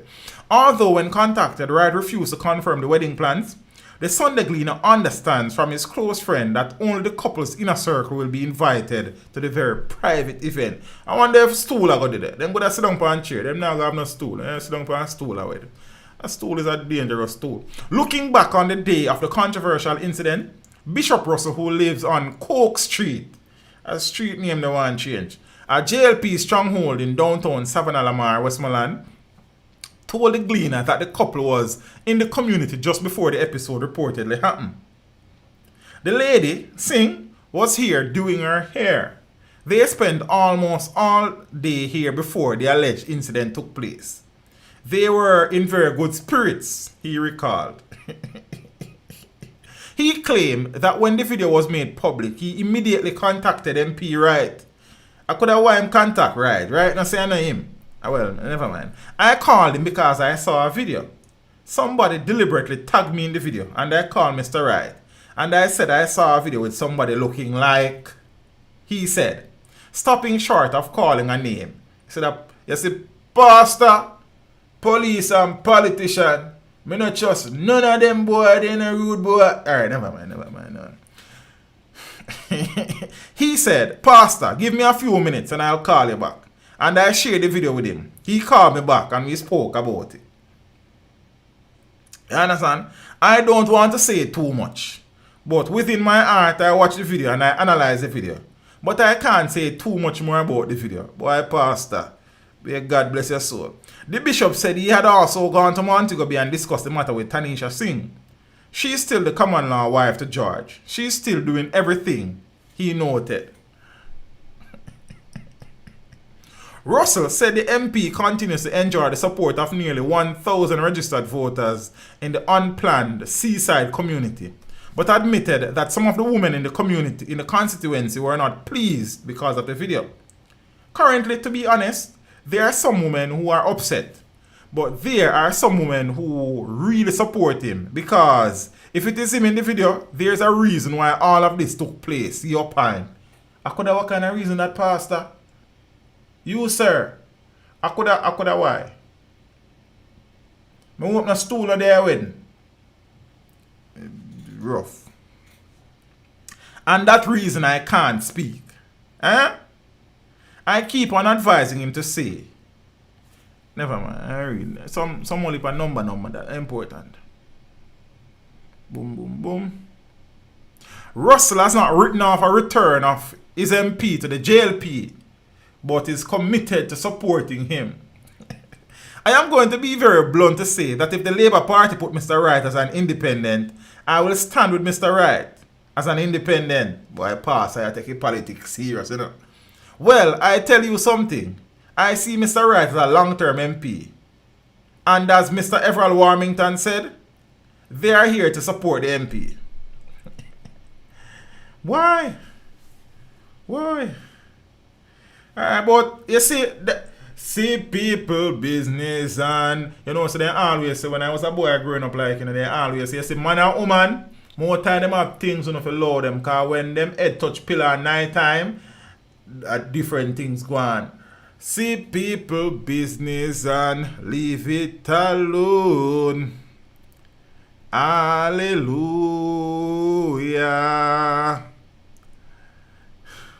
I ain't not trouble nobody business, yeah? Cause man and woman Tory, different Tory.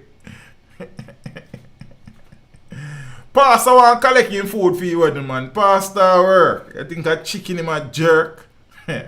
Me sing. Keep safe. Keep safe. You understand? Keep safe. Make sure you plan a wedding, not have no stool about it. Just get some chair. Some plastic one. Serious wedding that.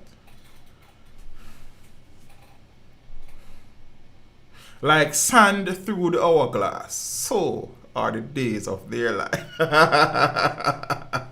Empress Marie, you know, easy. May I leave people business? But gone. I not trouble them. No, Samba, we open a reach around this, you know, another part there. That part there is a rough part. No, man, me sing and go stay safe, man. You understand? She is safe. She just need to avoid stools. And she good. I know a thing.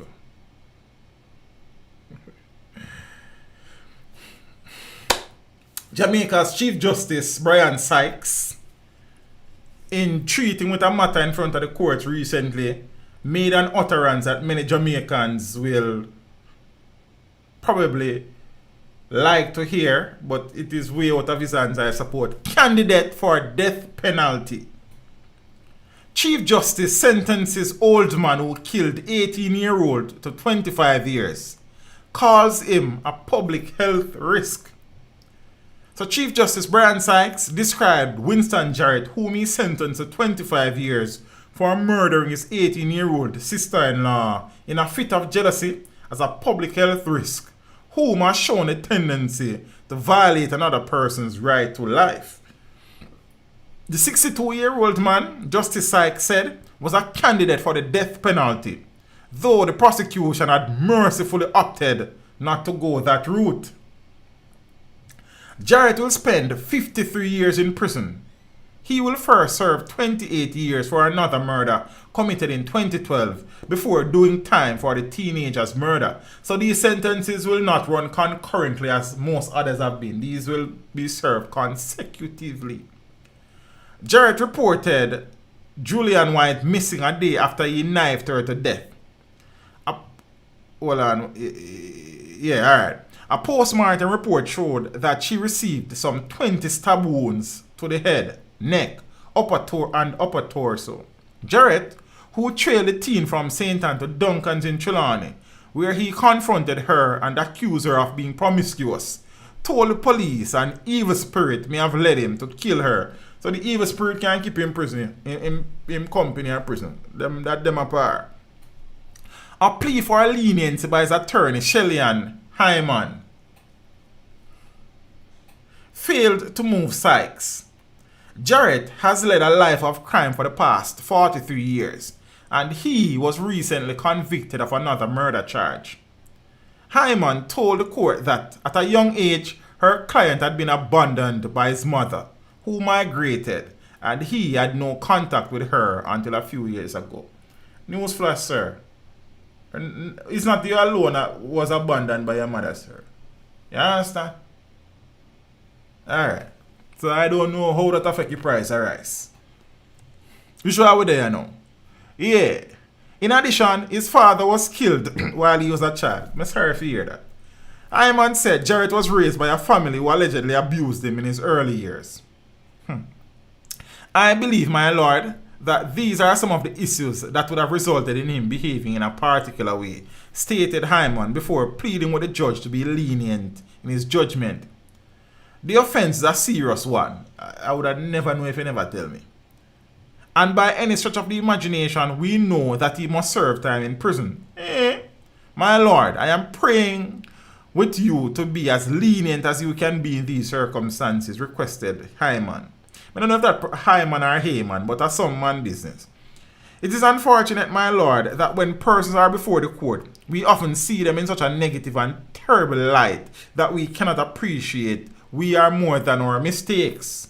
We are a combination of every single thing that has happened to us, she said. However, Sykes would have none of it, pointing out that based on Jarrett's record to date, he's a high risk to person in society. Sykes noted that in 1978, Jarrett's career commenced with shop breaking in Brownstown, St. Ann, for which he was sentenced to 35 days at hard labor. In 1979, he was charged with the house breaking in Brownstown and sentenced to 9 months in prison. He was again charged with shop breaking in Brownstown and sentenced to 7 months in prison in 1980.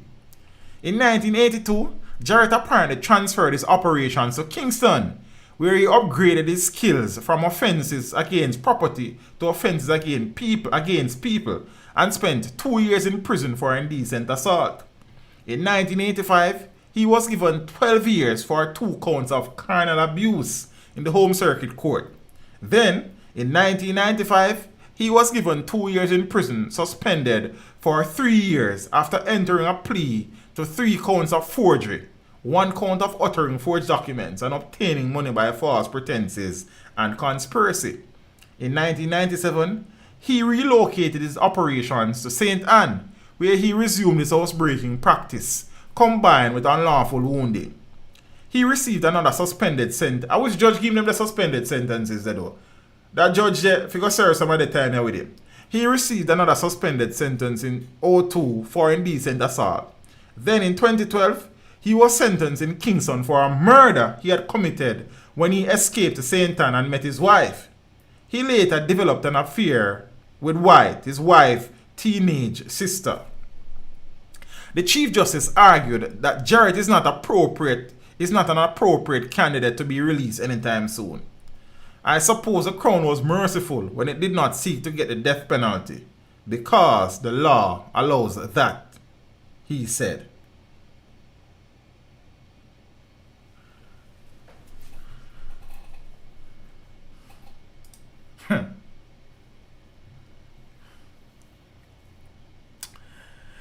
Jaja, talking about people. Oh crap, I never.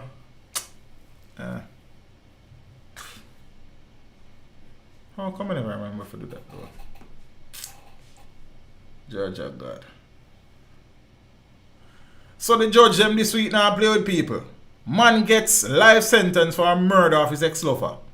See, me realize I don't have no pictures here, so but I want to know the story. Jermaine Miller, who was accused of the stabbing death of his ex-lover, 27-year-old Nivea Sinclair, at her family home in Brinkley, St. Elizabeth last year, was sentenced to life in prison.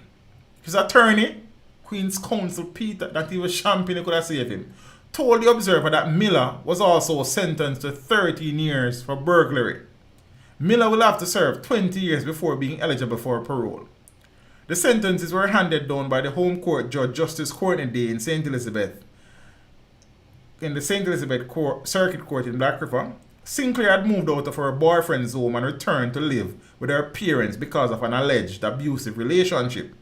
She was stabbed to death in her bedroom about 10:50 p.m. on January 12th last year. The intruder had pushed aside mosquito netting and climbed through an unlocked window to enter her bedroom. Miller was allegedly seen fleeing the scene immediately after Sinclair's parents saw her bleeding on the floor.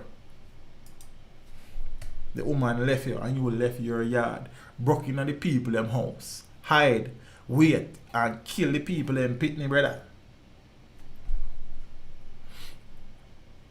Mr. Donovan Powell, Phillips, so we talk about Jarrett look while who had do crime from the beginning of time. You understand? We have an ex-brother here, so. Film crime is not so serious like that, man. But I saw the man did start to until he start kill people. Mr. Donovan Phillips, a man who was sentenced sometime last week. Before his sentence, he had 39 previous convictions. The man have 39 previous 38 previous convictions, and the last one made it 39. Mr. Donovan Phillips has 38 previous convictions and a rap sheet stretching back to the 1970s. He was sent to prison for a larceny of a motor vehicle nearly 6 months after he was released from one of the country's penal institutions. He has 16 convictions for a larceny of a motor vehicle. 16 convictions for the same crime that them just sentenced him for before. 3 convictions of simple larceny. 4 convictions for driving away a motor vehicle without the owner's consent. 5 convictions for receiving stolen property. 2 convictions for forgery. 3 convictions for larceny. 1 conviction for obtaining money by false documents. 2 convictions for wounding. 1 conviction for assault occasioning actual bodily harm. And 1 conviction for impersonating the police.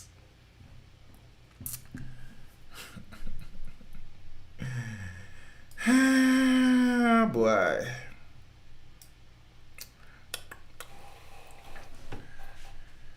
Two of 7 Jamaicans held on boat in Florida to be deported. I don't know if Booby Skeng is one of them. I just have film pictures so I use. You understand? Deportation orders have been issued for 2 of the 7 Jamaicans who were held trying to illegally enter the United States when the boat they were traveling in crashed in Florida last month. The 2 are being processed by the United States Border Patrol at the Chrome Detention Center. The 5 other Jamaicans remain in custody and are being processed at different facilities in Florida. The 2 facing deportation are expected to be repatriated later this month, according to highly placed sources at the center. Yeah? So, yeah. It was reported that the boat left Bahamas or Florida. It was further reported that the Jamaicans flew to the Bahamas from Jamaica to link up with the boat, reportedly paying US $5,000 each to be smuggled into the United States. Law enforcement officials acknowledge that the trip to the Bahamas by the smugglers has become the preferred route to get people into the United States illegally. You understand? Yeah, man. $5,000 US.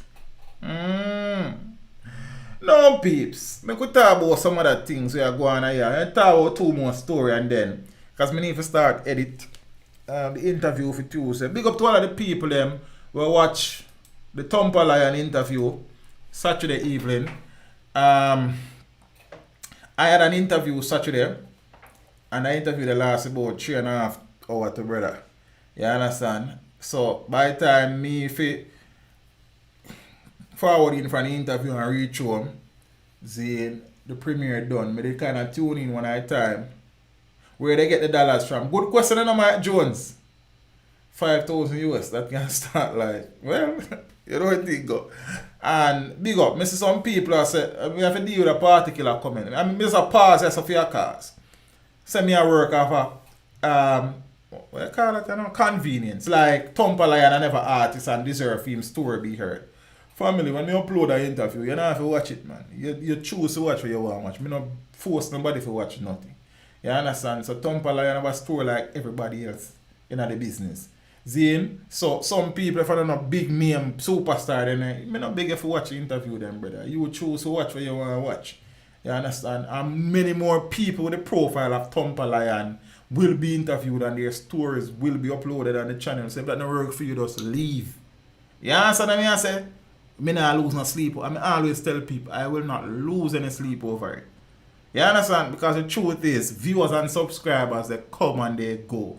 Yeah, because some people are very fickle and very sensitive. You understand? So you say something with them disagree with or them not like or you talk about them family member and them have you up. And you work your day, brother. Big up to the people that were loyal to the thing. Heart of love. You understand? I'm not begging nothing, brother. You understand? Like, you know, I watch a man interview, you just not watch it. You see me?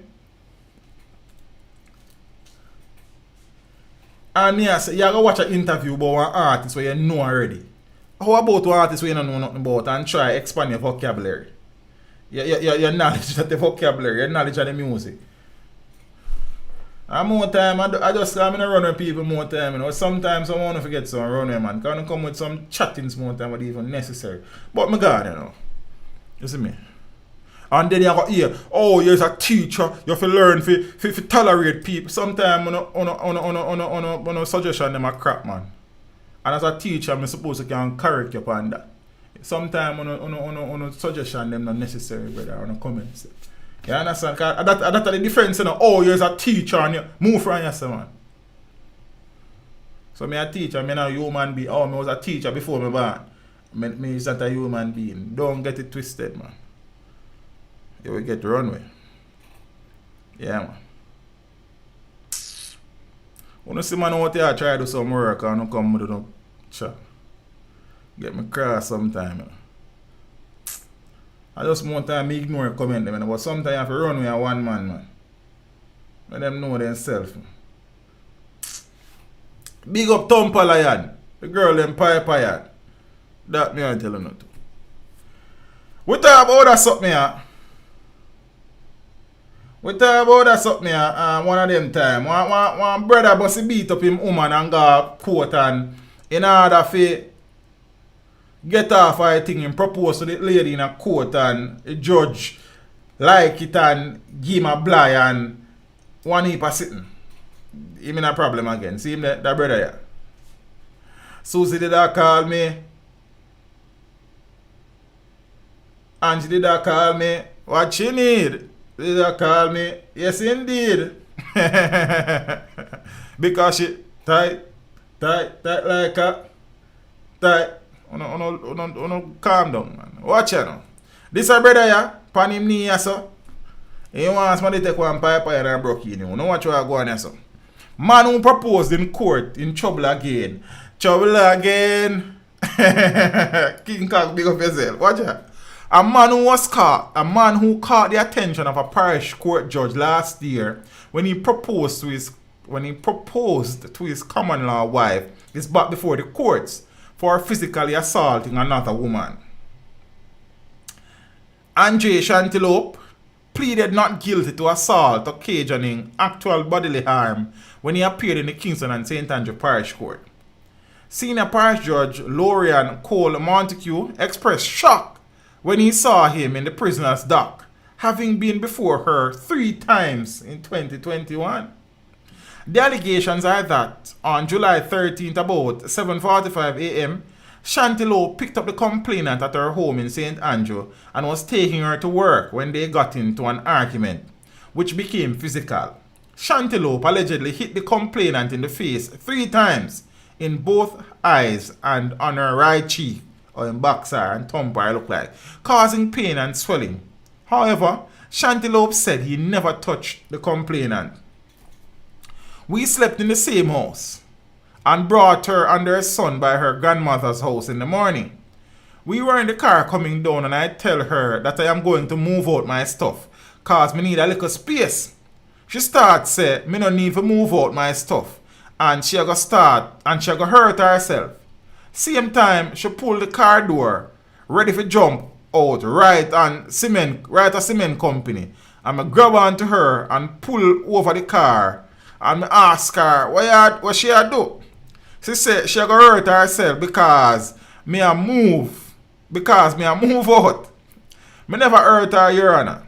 You see, because me know me have something hang over my head, me was so calm because me no want to go prison, Your Honor, the 36-year-old said. On his last court appearance, Cole Montague sentenced Chantelope to 3 years suspended for 3 years. Me no abuse her, Your Honor, because it's like me there at the cell and I tell them say, you me a go face this morning. I couldn't sleep last night cause now me a come face you, he said, evoking laughter in the courtroom. That is good. That is the effect the court must have, the judge responded. While the complainant's account was being read in court, Chantelope hung his head while holding onto the prisoner's dock rails.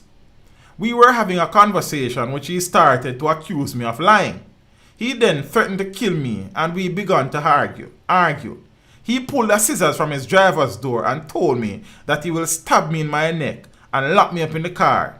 When I heard that, I was trying to get out of the car, even though it was moving. I pulled the door and he held onto my neck while he was driving. I was trying to get out of his hand. While doing so, my feet were on the dashboard. I was wrestling with him and my foot hit the windscreen and it shattered.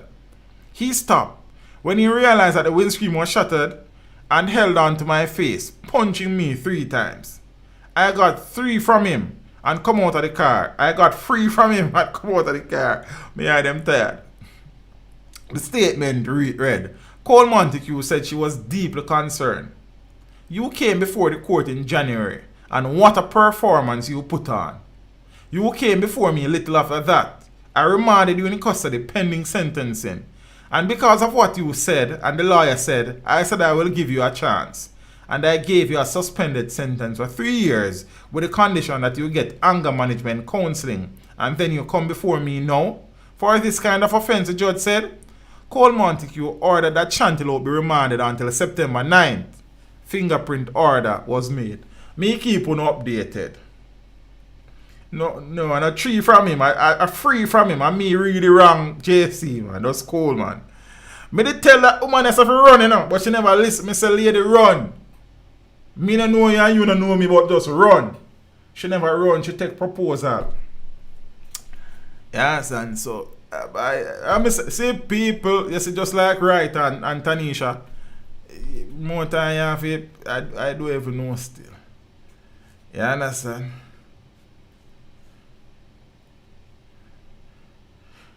Yeah, so we are watching it and see, because the judge are going to beat him bad, me I pray. Me not, him, only way he can get to this time unless him propose to judge yourself. This only judge.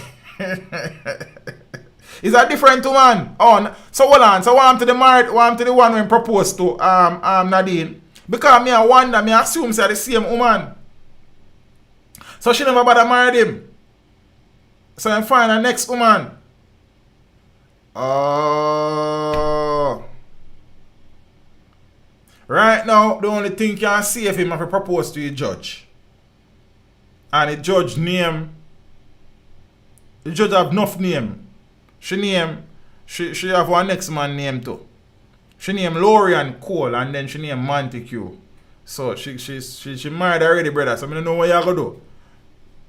Yeah, son. I don't know what you're gonna propose to this at time. Oh, it's a new woman. Yeah, man, I know the judge already married Nadine, man. I don't know that, man. He might get in 3 years, man, with sickness. Or is the next woman? I never know because the article never says so. I assume say I said Empress. Yeah, and also she didn't take me advice and run. Alright, big up yourself, Nadine. You see, the article never tell me that. And show me in their court like I don't know. You understand? But in my plan a thing, man. Because I'm having court craft, you know. I know the judge married, man. I just drew up me and make Lando. I drew up me and make, man. I know the judge. My mommy read her name in the family. I know she married, man. You see me? But those are the gimmicks. So we keep a tab on this, because that's swearing under that. I go back to court September 9. You understand? Then I go propose to you with a prison. Alright. So I know say Olympics soon start around one part around Tokyo there. I know COVID kind of around there and then sitting there. I think them find couple positive cases in the Olympic village. I think couple of South African footballers tested positive. I don't know who else. But say, you know, them a try limit the COVID spread. So them a try say, cause you know the thing is that yes, Romis, different to one same behavior. You look at it. You know, anyway man and woman link up, you know things will happen. Cause it's just a natural vibration, Rasta. A man and woman we say, we don't know about the rest of the part. I mean, everybody do for them thing, but you know our thing goes. You know what I'm saying? You know, you have some nice female athletes, Zane, and you know, I know some of my man them I go study them and you know link I go make, you understand? And things. So things could have happened in the Olympic village. A man them don't talk you, don't to take no chance. So right now, a man them say in order to reduce possible sexual encounters, the beds them in the Olympic village, a cardboard the bed them. Them bed are some cardboard bed. Them bed can't take no pressure. Cause say certain pressure reach them are gonna drop down like.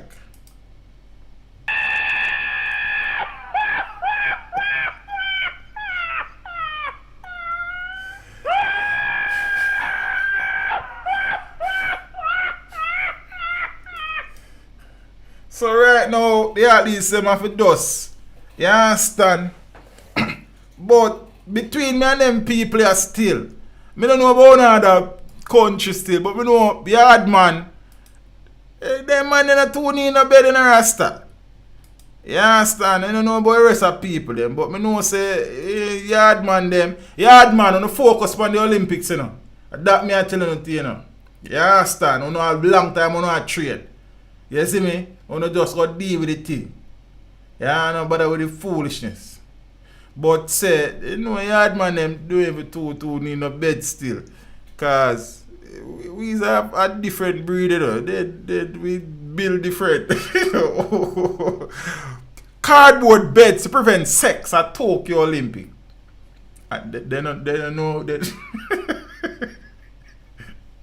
Prevent what? Unless the yard man don't dog them at God, don't need a bed. Right now. You only use that cause more time it just did it. You understand? You ain't no really need that. But you probably have some people where I bet them thing there. I bet them, you know. And the countdown for the Tokyo Olympics has already begun. But there is something else the athletes will have to be mindful of apart from the ongoing COVID-19 pandemic. Cardboard beds.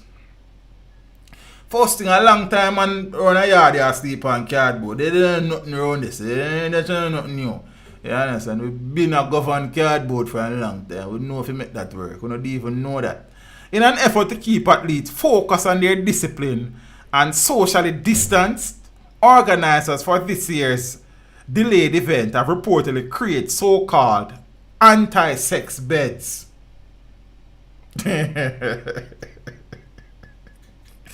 Why? Rio Olympic silver medalist Paul Chelimo tweeted that the beds were aimed at avoiding intimacy among athletes. Beds, see cardboard bed them, there's a, you know, them bed they're different. Look like all some foam them depend. Because if you look at like me, I never foam them, they're black. Cause I couldn't, you understand, the Japanese in the East, watch it. Hey man, they not take no chance. Beds to be installed in the Tokyo Olympic Village will be made of cardboards. This is aimed at avoiding intimacy among athletes. Beds will be able to withstand the weight of a single person to avoid situations beyond sports. So I'm to all of the shot put man them and the weightlifter them and them man there and the wrestler them and them for them bed different because some of them man there are two people weight them are carrying. No disrespect to the man them, but that's say because somebody discuss and hammer shot put man there. Them man they are the woman there. So them one that you don't know about the cardboard bed still. But watch out. All the sumo wrestler them and the weightlifter them and them man there. We see what I go on. With a max weight of 200 kg, the beds will reportedly collapse with any sudden movement. But suppose you sleep bad, you know some sudden movement business. No sudden movement for the bed them Rasta.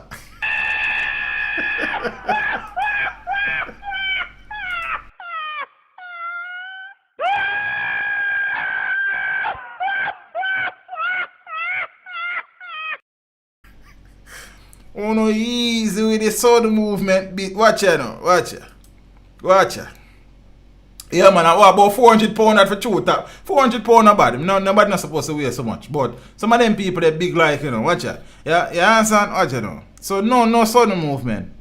Nobody move, nobody get hurt. It is also being reported that athletes have also been told not to use the customary condoms they have been given ahead of the start of the game. Or they used to get condom Olympics. Then we not have to go Olympics then, man.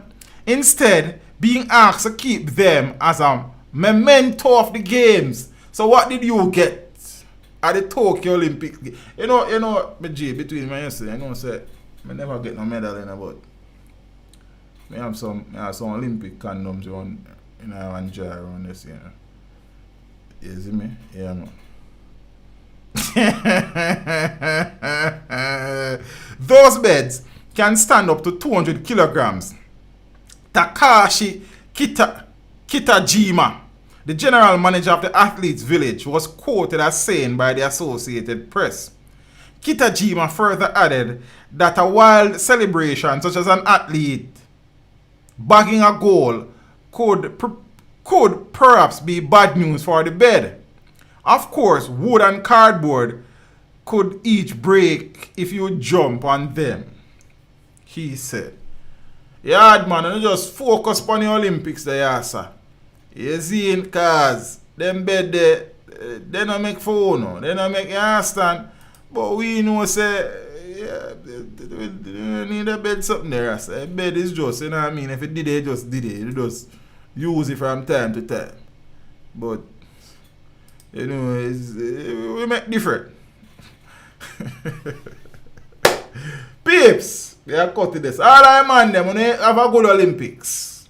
You understand? Yeah, man. And these with the bed there. Them bed they not safe. Yo, Jaja. Me they love to see all the reaction that Jamaican athletes have when they see all they sit there do it. That was funny. You see? No sudden move upon them bed. Them bed and you see your bed they make just once money can hold upon them. Them bed Tokyo 20 to it. Them bed are different. You understand? You know, take time with take care. Peeps, big up on yourself though. Me I go start edit one interview and I interview about 2 hours. So me need for, and then the thing is that me I look on the calendar up so me have interview every day this week except Friday. Tomorrow, Tuesday, Wednesday, Thursday, Saturday. So that week I set away. You understand? And thing. It look like a carpet up on the floor, you know, then that no wise. And so big up on yourself. Soon on Tuesday. I kinda get back a look at streaming vibes. You understand? I come tonight and I'm all of vibes and you know I cuss some people, but you know all up murder and blood up the stream and them sitting depend that. And thing, you know, we have a laugh on these things. Peeps, big up on yourself. We give thanks for the support. You know what I mean? And heart of love settings. If the people that are there for the first time, well forward to the family. I appreciate the support. For the people that are there day in, day out, heart of love. You understand? And for the people them we have cardboard bed that you need, no sudden move. Yeah, you see me don't bother with that sitting there. You understand? Peace, big up on yourself, love the ones them. Soon on Tuesday, deep interview, that one are deep, that one are depthy. You understand? Seeing not the flashiest name, but a man who has paid his dues. You see, with a most inspirational journey and story and thing. And nobody asks me nobody name. Me don't know how. You see me? So I saw on Tuesday, hopefully, because I have an interview Tuesday, but I suppose I can done the interview there before premiere. No, premiere at 7 o'clock. The interview is supposed to start at 4 o'clock. Boom, boom, boom. Based on the artist, we probably chat 1 hour and 45 minutes, 2 hours. Boom, boom, boom, forward, back a yard, boom, boom. We see you go. We do the maths and, you know what I mean, pay the tax. Peeps, have a productive week. COVID still a keep. You understand? Yeah, man, don't know a thing go. Careful in the streets. Walk good. Step with Jah. You know what I mean? Safe travel upon the gravel. Heart of love. Appreciate the support. I'm out. Thank you for tuning in. Like the stream before you go. Subscribe if you haven't done so. Remember to share the stream with your family and friends and browse the channel for more amazing content. Until next time, walk good, my friends. Teach them! Hey, yo, hello! Send the message and make it reach them. It's Teach Them, right here. Warlord representing.